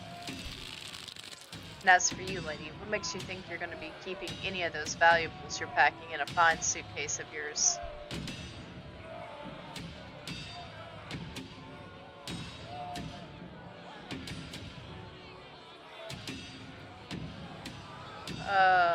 There's so many options. This is despicable. Charles Shaw wasn't even responsible for the collapse in the first place. Mommy, I'm scared. Make the bad man go away. Daddy said when he's not here, I'm the man of the house, so you... I'm gonna keep listening. You maintain your focus back at the scene in front of you. Trust me, boy, the coppers ain't coming here tonight. And what makes you think you can talk to an adult like that? Maybe they should have had you working in the mines too, instead of lazing around the big house. Maybe you would have learned a thing or two about respecting your elders. Don't talk to my son like that. Don't talk to me like that. Woman, I call the shots. Now get out, unless you want to go up in flames with all your precious jewels and expensive dresses. You're lucky I'm even letting you leave.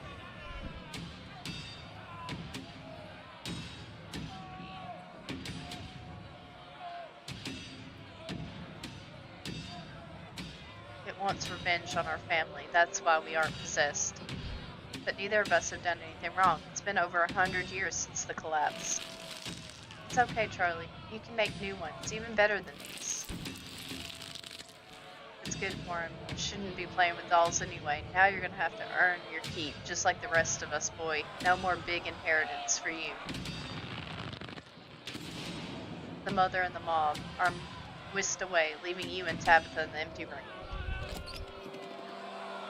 As they depart, the front door stops pounding and opens into a beckoning white void. We're in hell. We both died, and we're in hell. Now, when I said we were dead, you told me I was crazy. Now, when you say we're dead, I'm just supposed to agree with you?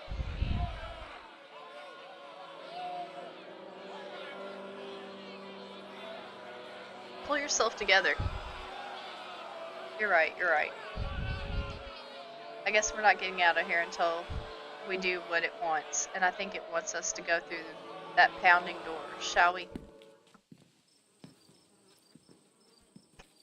This place is not any better than that creepy bastard's right there. It's creepy. He's got one fucking eye. You're outside, and it's night. A false moon looming, massive in the painted sky. The night feels thick and warm, the insects lively, their calls unnatural, tiny. Everything feels warped and wrong, like you're listening to a record fished from the bottom of a pond.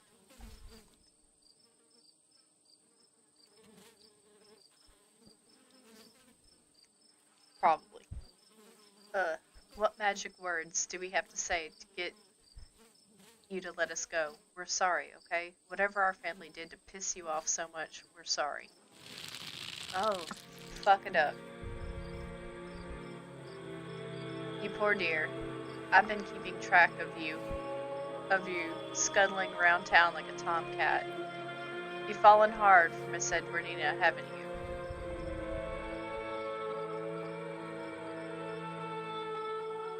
you? Ooh, this one's the witch, spooky. This ghost really has a flair for the dramatic, doesn't it? There's no need to be embarrassed. Your secret is safe with me. You know, I never did approve of what the Scarlets did to your family, and what it did to the two of you youngins. Childhood sweethearts. Just think how lovely it would have been if you could have just been happy together. That's what you want, isn't it?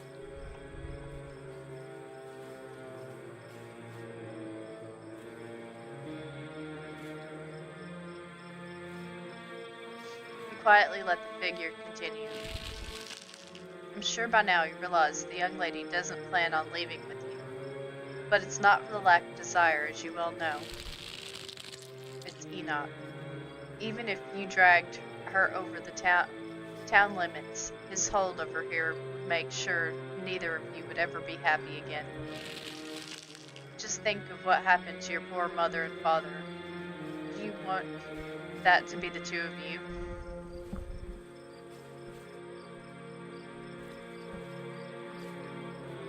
What do you know about Enoch, Tabitha? Our great-grandfather, he was in charge of the mines when it collapsed. Besides that, I don't actually know much about the man.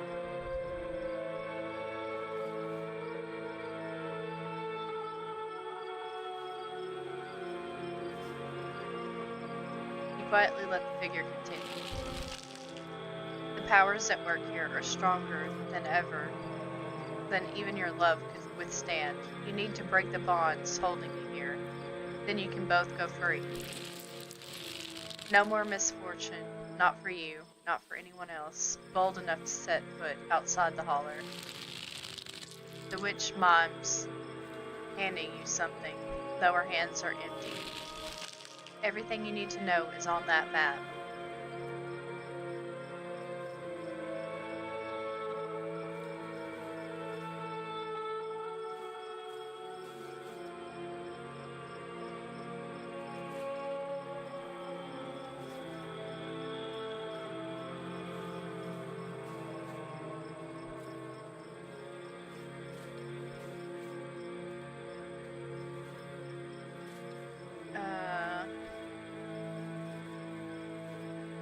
I don't understand. Is this a map or some kind of poem?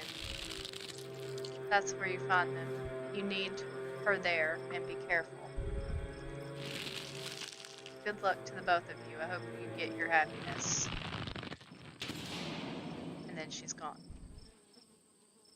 Okay, let's find a way out, unless you have any ideas. I don't think there's anything else we can do here until we get to the end. Or until we die, whichever.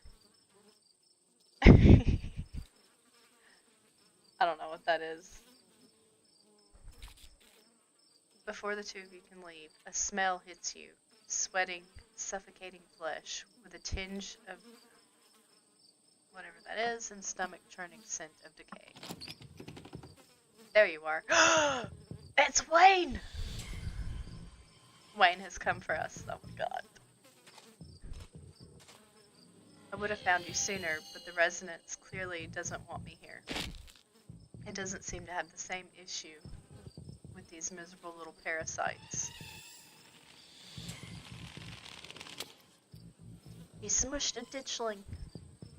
Bottom feeders always manage to slip through the cracks, don't they?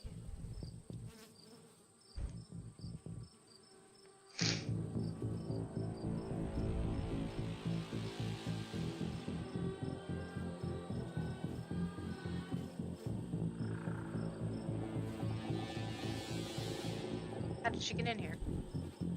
You say that like it would be hard. Creatures like this are all smoke and mirrors, no substance, no real power, just enough to keep you both going in circles.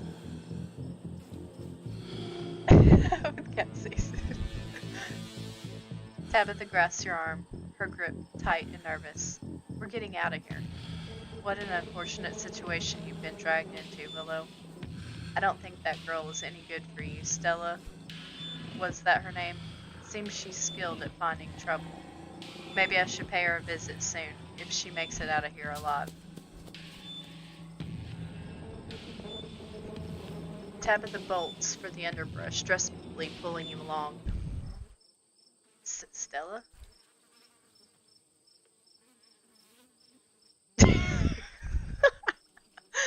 Hey, so are you still into him? I wouldn't mind shooting my shot.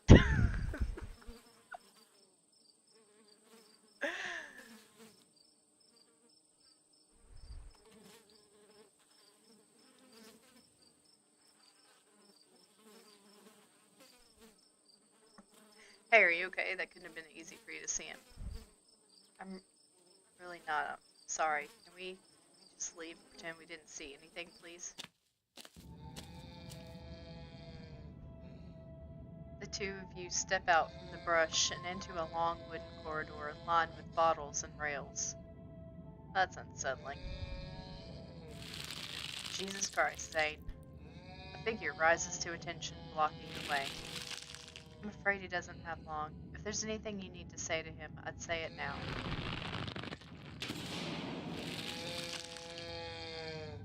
Dude, there's creepy stuff, and you probably shouldn't lay on top of all those bottles. As the caretaker is swept away, the room pulls itself to you, and you find yourself looming over a deathbed. The father lies in its center, looking pitiful and small. I'm sorry, boy. Sorry I let my troubles drive your mama away. Sorry these troubles mean I'm leaving you all alone now. This is the dad, played by the dad.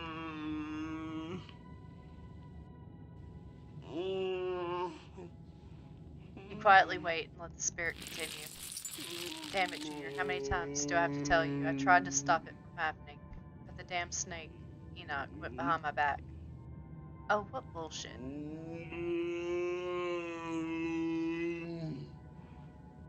You quietly wait and let the spirit continue. Me too. You're right. I've been using that excuse for too many years. At a certain point, a man has to accept when he's dug his own grave. They may have run me out, but they didn't put the bottle in my hand still. They destroyed our legacy. Both our names are cursed with that history. I'll be dead and gone soon, but I won't be able to rest. Not until our name is cleared. Not until you can pass on the name with pride. This is my only request, Charlie. Go back there. Tell the people the truth. Try to find proof. I don't know what you'll have to do, but please. I know I ain't been the best father, but I'm no murderer.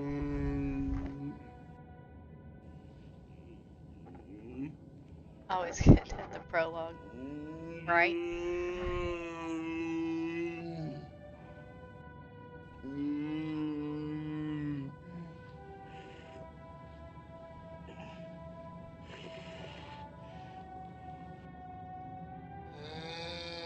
I'll see back with you in the morning. I may not have till the morning. Promise me you'll go back. At the very least, show that Enoch bastard what for.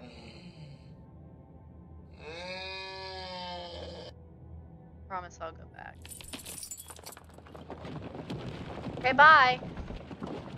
Just fall into your bed hole, sir. Bye. Right? He watches the father's body seizes and falls through the sheets, taking the rattling pile of bottles with him. What the fuck, Tabitha? You're gonna fall? You're gonna jump down that fucking hole? This goal is so full of it. Your cousin steps forward and disappears through the hole left in the bed, leaving you to follow.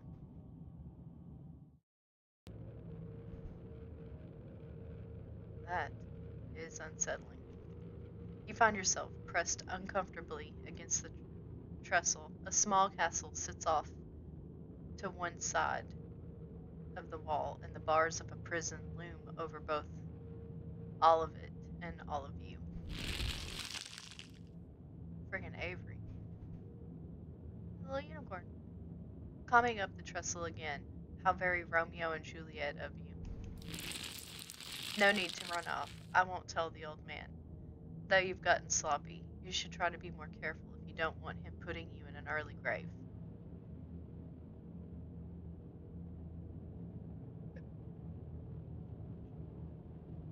The hell is the entity? Why should I know? I don't have your weird thing with people's names. No, not one of her brothers. I'm a prisoner, another victim of the Scarlet's lies, like you, Charles Shaw.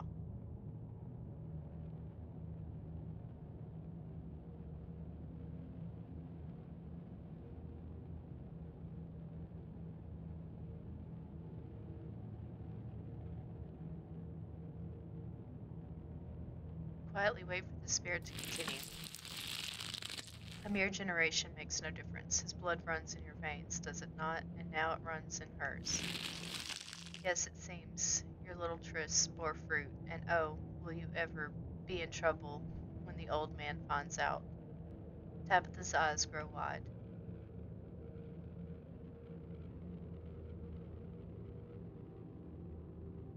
How do you know that? Who are you? Let it talk. I think it might be important. You know you don't have to keep dangling there. Come inside. You'll be able to hear me through the door just fine. The world around you swirls, and you and Tabitha find yourself pulled to the other side of the wall. A door bound with countless locks and chains pulsate before you.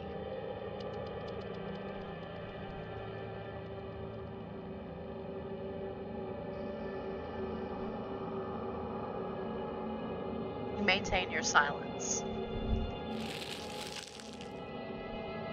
That's not what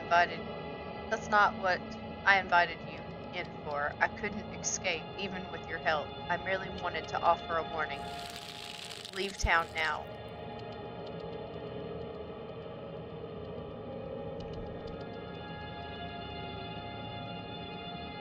You maintain your silence.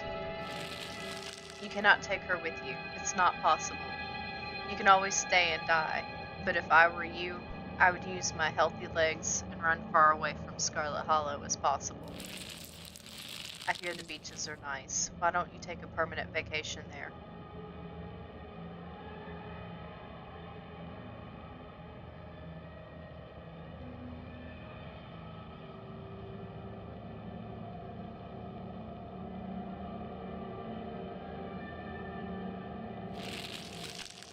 You've been talking to the witch then. How interesting. Charlie, get away from the door. Don't listen to it.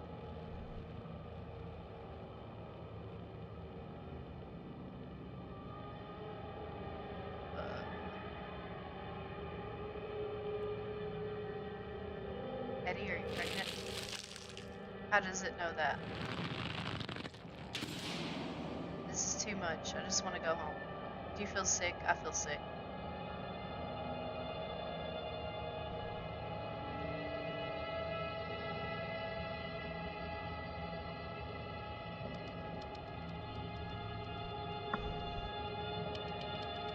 Let's see here.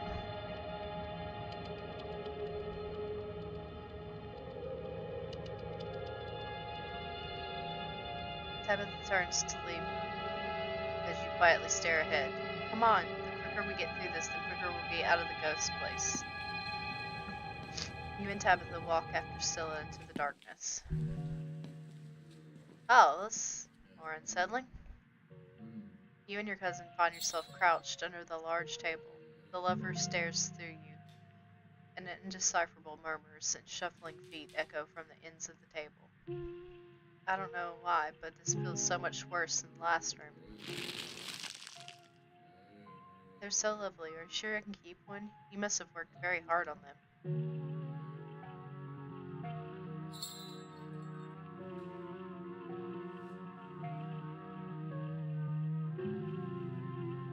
Of course it's a present. When you look at it, you remember all the fun we had. So now you and Scylla are both doing baby voices. Don't expect me to let you live this down when we get out of here. I'll try to keep it away from my brothers so they don't smash it, though I wish I could make it move like you can. And you can even do the voices, you know, you could probably make real money if you put on a show for people. Dang, even possessed Stella's out here trying to monetize hobbies.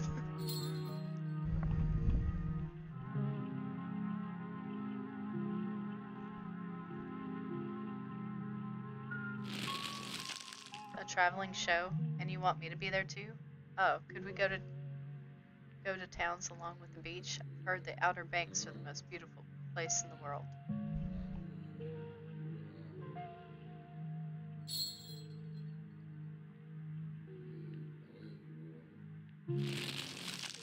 Thank you, Charlie. I've always wanted to see the ocean. Jesus.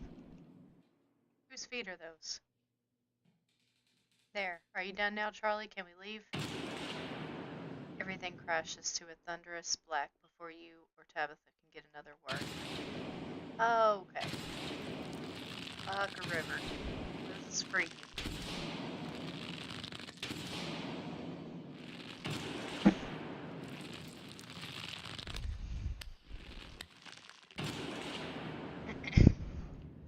A single spotlight remains, illuminating a trapdoor in the center of the stage. You feel drawn to it.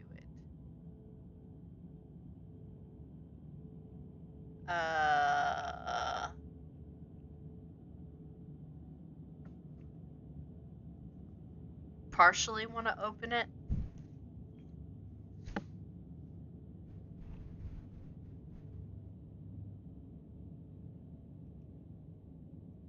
Do you think it's over? I don't think it's over until we go through the trapdoor. Which one of us is going to open it?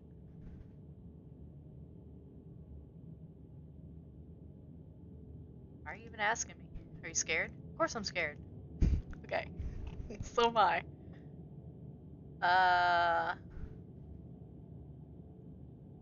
What if I don't say anything?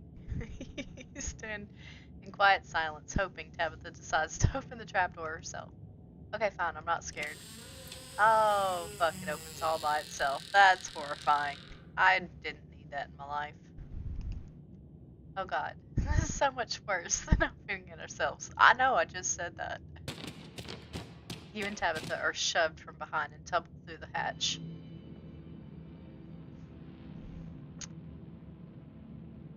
It took some digging, but there it is. The map was right. That means there's hope, Eddie. Whatever it is that Enoch did, he can undo it. We can be happy together. Oh, what the fuck? Eddie?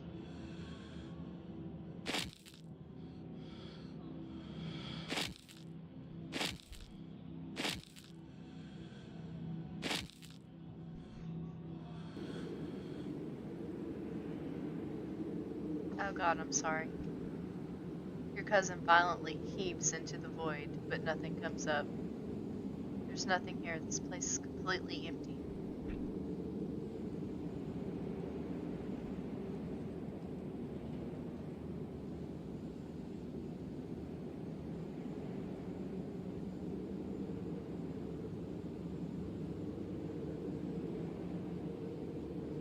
I'm sure she had a good reason. This isn't very fair, you know. We only saw one side of the story.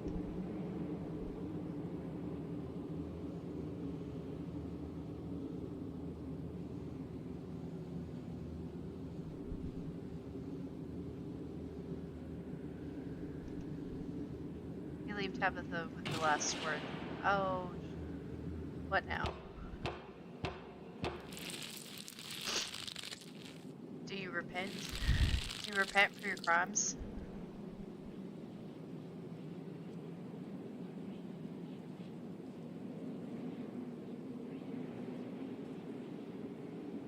Their names are back to normal. They must not be in character anymore. Maybe it's getting weaker. You must answer for the crimes committed by your scarlet blood. Or maybe it's getting stronger. I hate it here. I hate this so much. Until you do, I cannot die. I want to die, please. I've been alone in the dark for so long. All that I ask is for some of your years, to pay for the years that were taken from me. What are you saying? My life was stolen from me. I want some of yours. It's only fair. No, it is absolutely not fair. You gotta be kidding me. Neither of us had anything to do with what happened. The sins of the father are to be laid upon the children. One of you must forfeit. It doesn't matter which. Bullshit.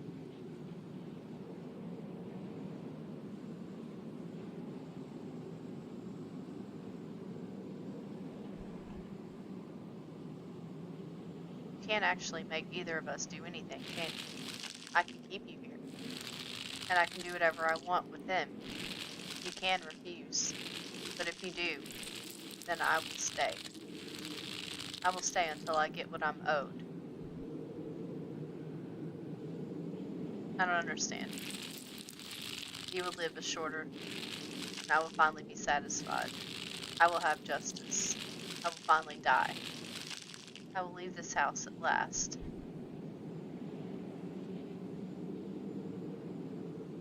How much shorter would my life be? You aren't seriously entertaining this thing, are you? This isn't for you to know. It just says it wasn't for me to know. One day, sooner than you'd like, you will die. I hope I didn't come too late. All of you had better get out of here before the spirit regains its composure. This is certainly a strong one, isn't it? Don't worry about the others, they're safe. I got your call, Tabitha, but it was definitely not easy getting down there. Get us out of this pit. Tabitha, I don't think it's wise to leave something like this where anyone could stumble across it. Why is that our problem? It wants something, doesn't it? And I think you know which of you should volunteer. You must be joking. You're the eldest cousin. You're the one who actually lived in this town. It's only right. Absolutely not. We should just leave. I'm not giving in to the demands of some dead guy.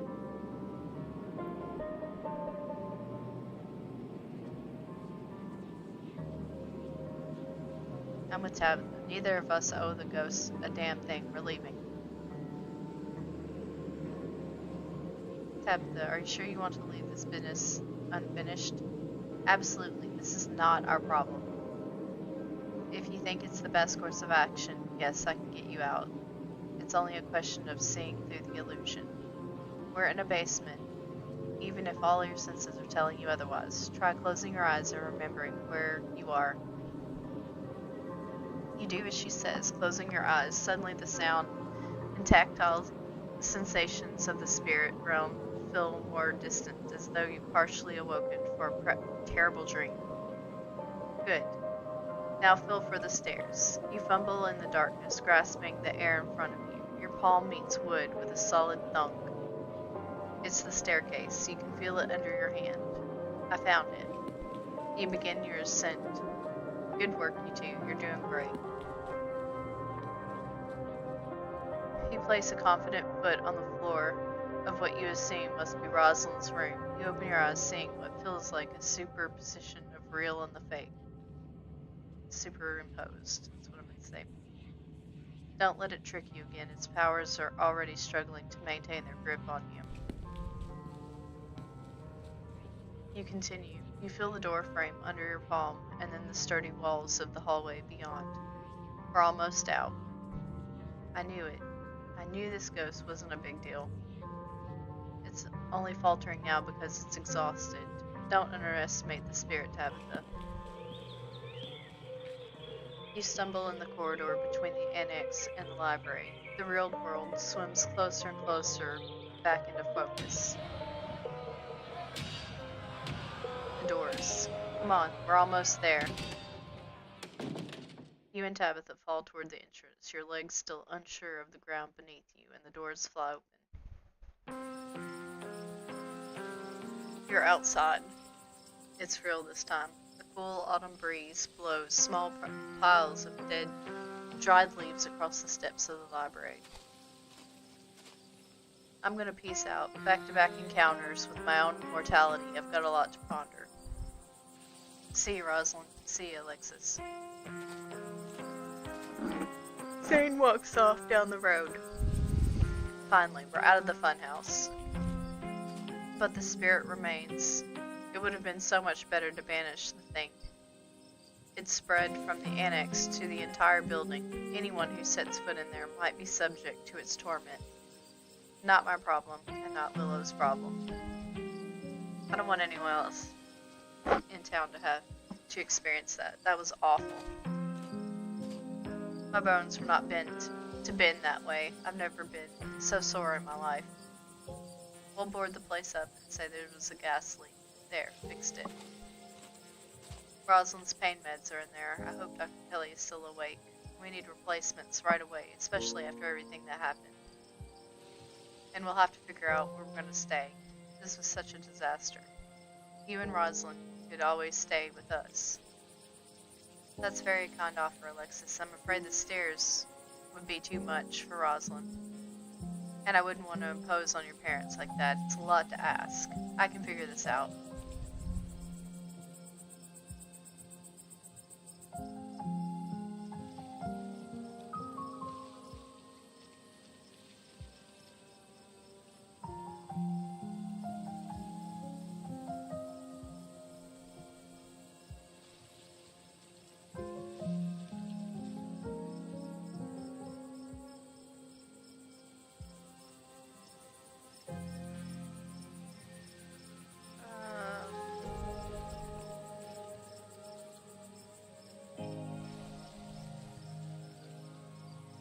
To regroup and think about our options.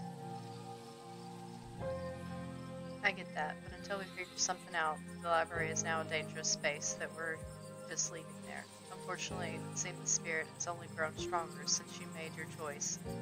If you went back in there, I can only imagine its demands of you would be that much more steeper. There's nothing to be done, at least this time. Great. Then we all, in principle, agree it's done. Let's move on.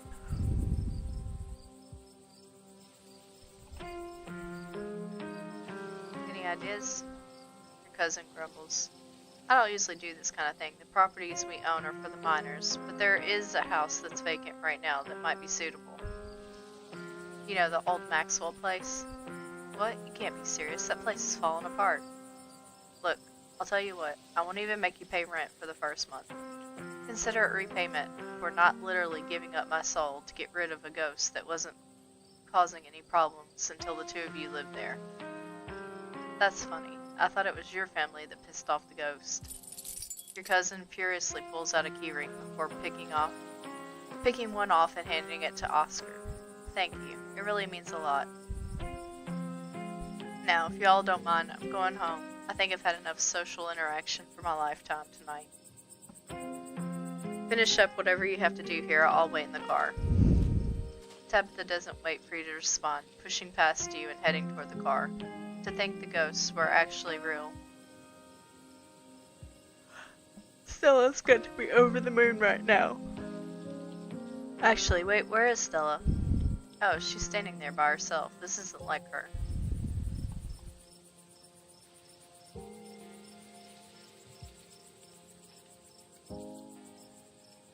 Yeah, I'm fine. I'll see you guys later. She hurries off down the road.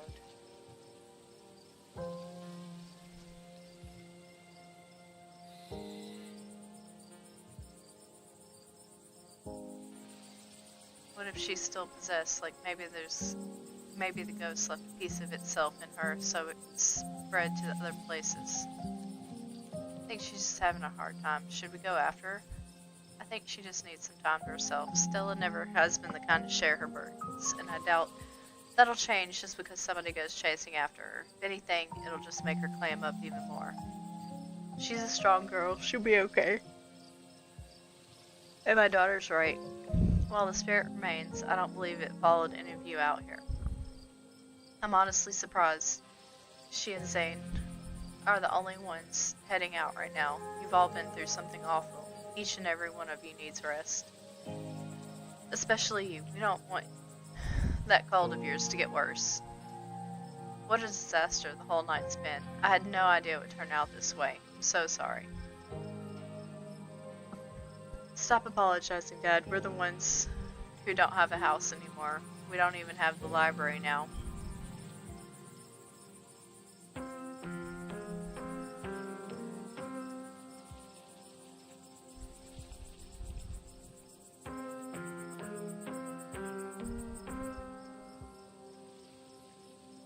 Were you all conscious the whole time? Everyone glanced at each other. Yeah. It was awful. Kind of fun too, but mostly awful. I'm pretty sure we remembered everything, at least up until Sybil showed up and snapped us out of it.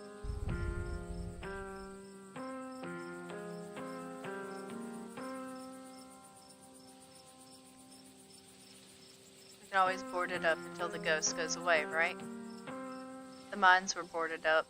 They just made us want to go down there even more.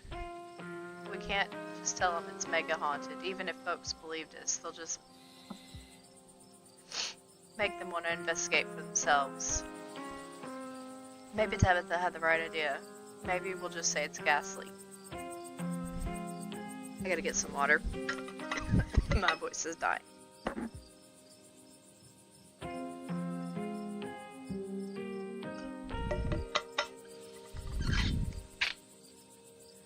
Sybil, is there any chance this goes away on its own? I'm not really an authority on these things, but it doesn't seem interested in fate anyway. Okay. That's settled then. We'll board it up, we'll say there was a gas leak, and just hope no one gets curious, I guess. It's the best we can do for now. There was another carving in there. I wonder if those things are tied to everything supernatural that's been happening. Yeah, I wonder. One is a coincidence, but two of them on back-to-back nights. And if you're right, and there's another one in the clinic. I'm sorry, I'm a little lost. Have you been finding carvings around town? I remember you mentioned that this morning. There's more than one of those things? I'm sure everyone here can stand around theorizing about this and that all night long. There'll be plenty of time for that tomorrow.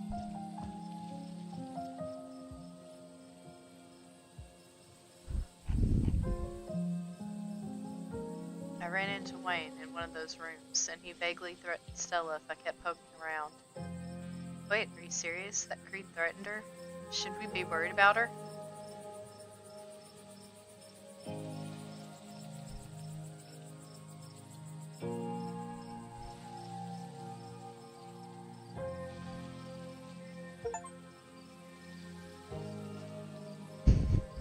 Monster lover. He also crushed a chilling under his boot. It was actually kind of hot. Oh my god, gross.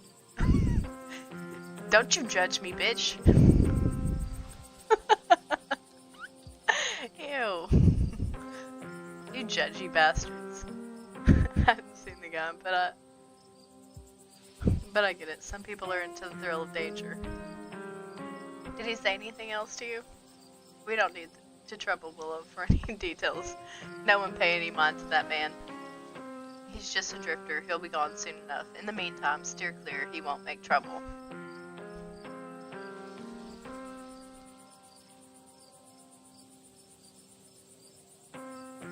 We should probably get going. It's starting to get chilly out, and I don't know how long it'll take to get things ready in a new place.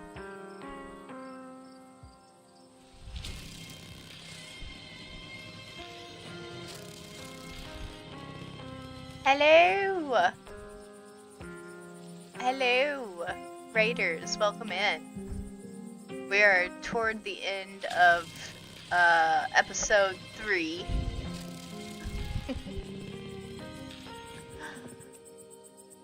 Thank you for the raid. I really appreciate you guys.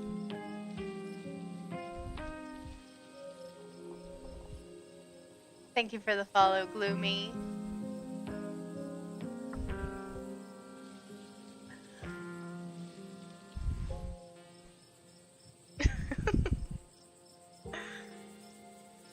The raid! The raid is here!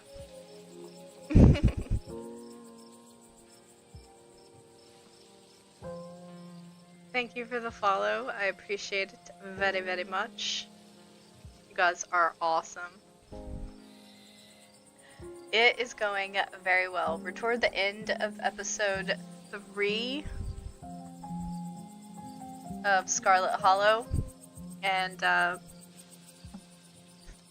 hopefully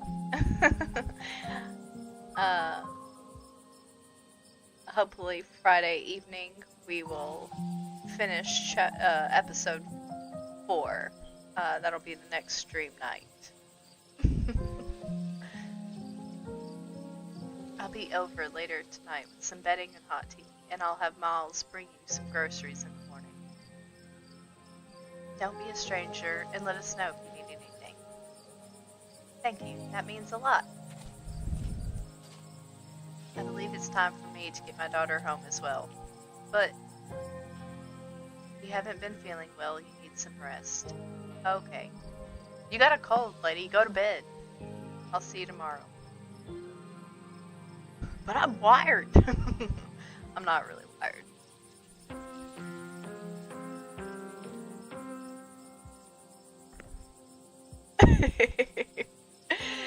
Yes, I greatly appreciate the raid. I appreciate all the follows from you guys.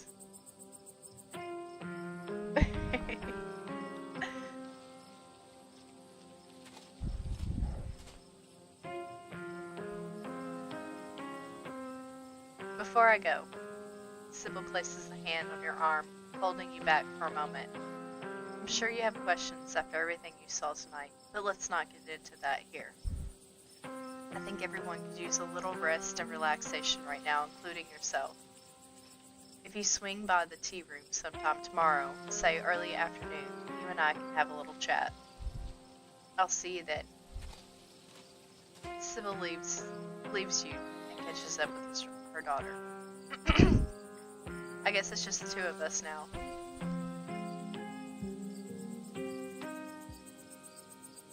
Do you have any idea who you were? I could roughly place most of the others. None whatsoever, but I remember everything I said and I remember that cold feeling. A prisoner of the Scarlets. I wonder what your family was up to back then. I guess we can add it to the ever-growing pile of mysteries.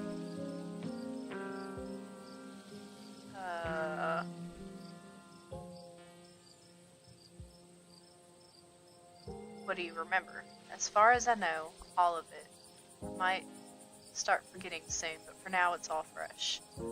The twisting wasn't the most pleasant, but even though I feel I got tossed in a blender, it honestly made me feel so alive.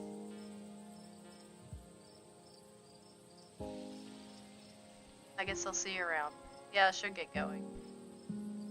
I suppose I have a shift tomorrow morning. I might have to call in sick, but here's hoping I have a good night's sleep. A good night's sleep is enough to heal up. Blah, blah, blah. Words. Avery heads off, leaving the square in front of the library empty. Time to wrap things up here.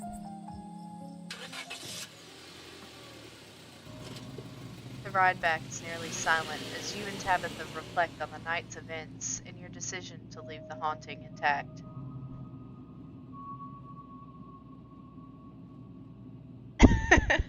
You lame mod. How to recommend follows? You mean like doing a shout out? Shout outs are !SO and then the person's name.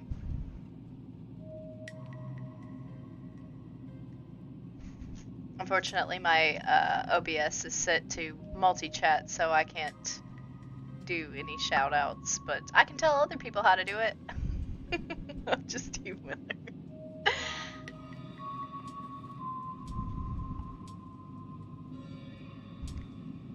Do you think we did the right thing? Second-guessing yourself? Don't waste your energy. It's like Sybil said, it's done and there's nothing we can do about it other than move on. And for the record, yeah, I think we did the right thing. So I guess ghosts are real. Yeah, I guess so. How do you feel about that? The same as I felt before we went into that house. You'd be surprised how quickly people adjust to terrible realities.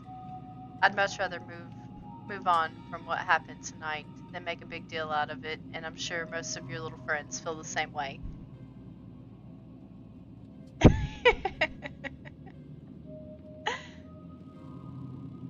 You slide back into silence as the car makes its way back to the estate. You're not dumb, Fly. You're back inside. After the events of the evening, the howling winds and unsteady creaks of the estate almost feel like a warm welcome. Well, we're back.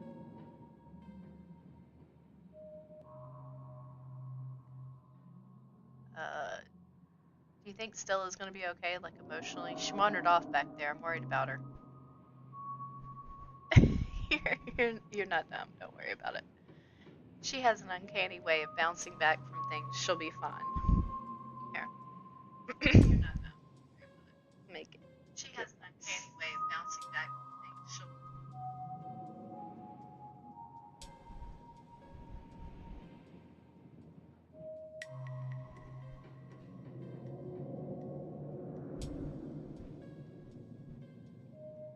use my cell phone.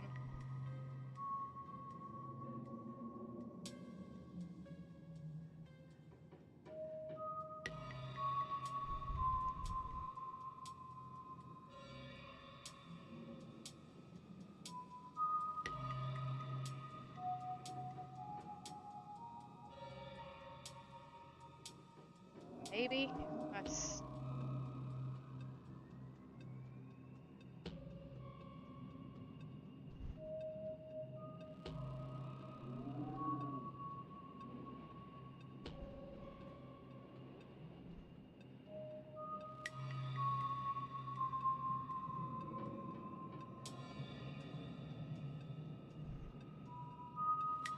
Make sure I spell this correctly.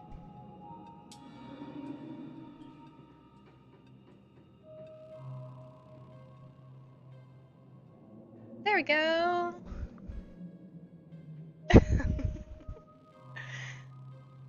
Now I got your shout outs done.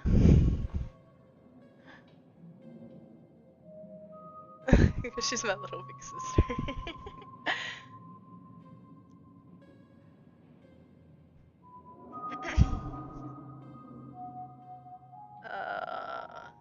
How did you know to call Sybil? Who else should I have called? The cops? I believe you've seen their competence on full display. Besides, I'm sure you've heard that old woman talk. If anybody in this town known how to deal with a ghost, it'd have been her, right? Any updates on the strike plans? Don't worry yourself with my problems, but if you must know, they're bluffing. They value their paychecks too much to take that kind of risk. I'm sure this law will blow over soon. If it doesn't, well, I guess this bad week will just keep getting worse. What's going to happen in the library? It'll stay boarded up until a real ghost hunter comes in or something. Or maybe Charlie will just get fed up and disappear. I don't know how ghosts work. And it's not our problem now anyways. The important thing is we both got out of there, and even though everybody got banged up, nobody died. I won't even charge Oscar and Rosalind much rent for the old Maxwell place out of the kindness of my heart. I'm sure they'll find something soon.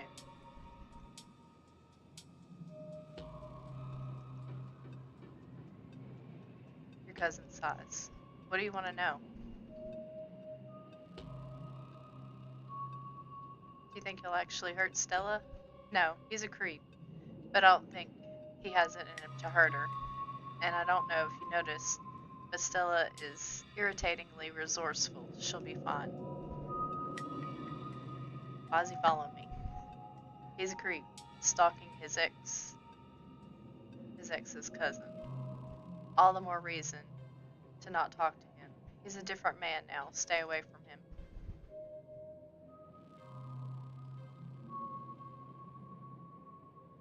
Why is he all gross? He's sick or something. Probably part of why he's such a creepy weirdo now.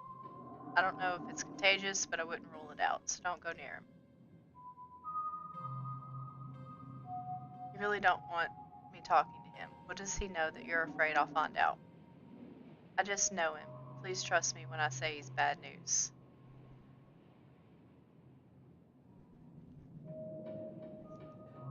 I feel traumatized. That's great. Now you're really a Scarlet. Please don't smile at me. Tabitha, it's not a good look. Let this be a lesson to you. I guess it's time for me to turn in. That's a good idea. I'll talk to you tomorrow.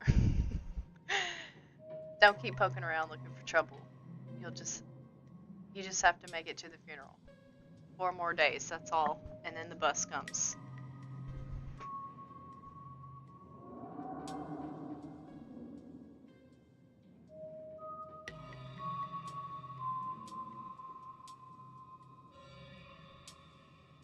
You know, I don't have to leave the holler. I can get used to this place. That's good to hear. It would be nice, not being the only Scarlet left. Anyways. Aw, poor Tabitha's lonely. I feel bad. If you didn't hate everybody, you'd have more friends. Stella wants to be your friend. But also, Stella is... I don't know, man. I got opinions. Lots of them. Not good ones. You don't even notice yourself entering the guest room. Falls into bed. Suddenly you're just there, buried under your family's musty covers. It's Wednesday night. Nearly half a week has passed since you first arrived in town, and a little over half a week remaining until the bus comes to take you home. The spirit of Charles Shaw Jr. now commands the entirety of City Hall, a swirling void of wrath and despair that the people of this town will have to learn to ignore. Disaster looms its tallest yet over Scarlet Hollow.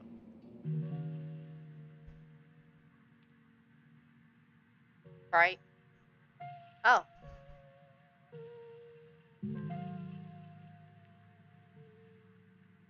Guess we're gonna dream about the events that we went through.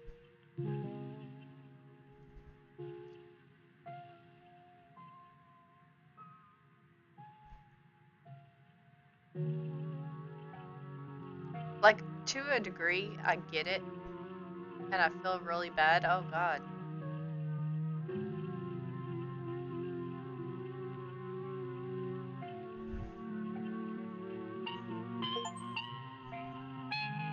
Jalapeno. Finish episode 3. It's hot. Episode 4 awaits. I'm going to save this right here.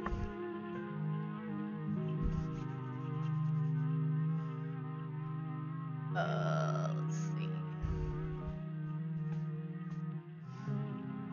It is 2 a.m. here this lovely evening. Let's find us someone to raid out.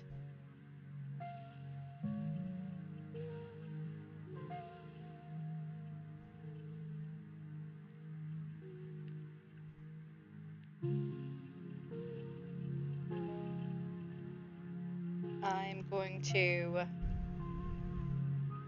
raid out Augie.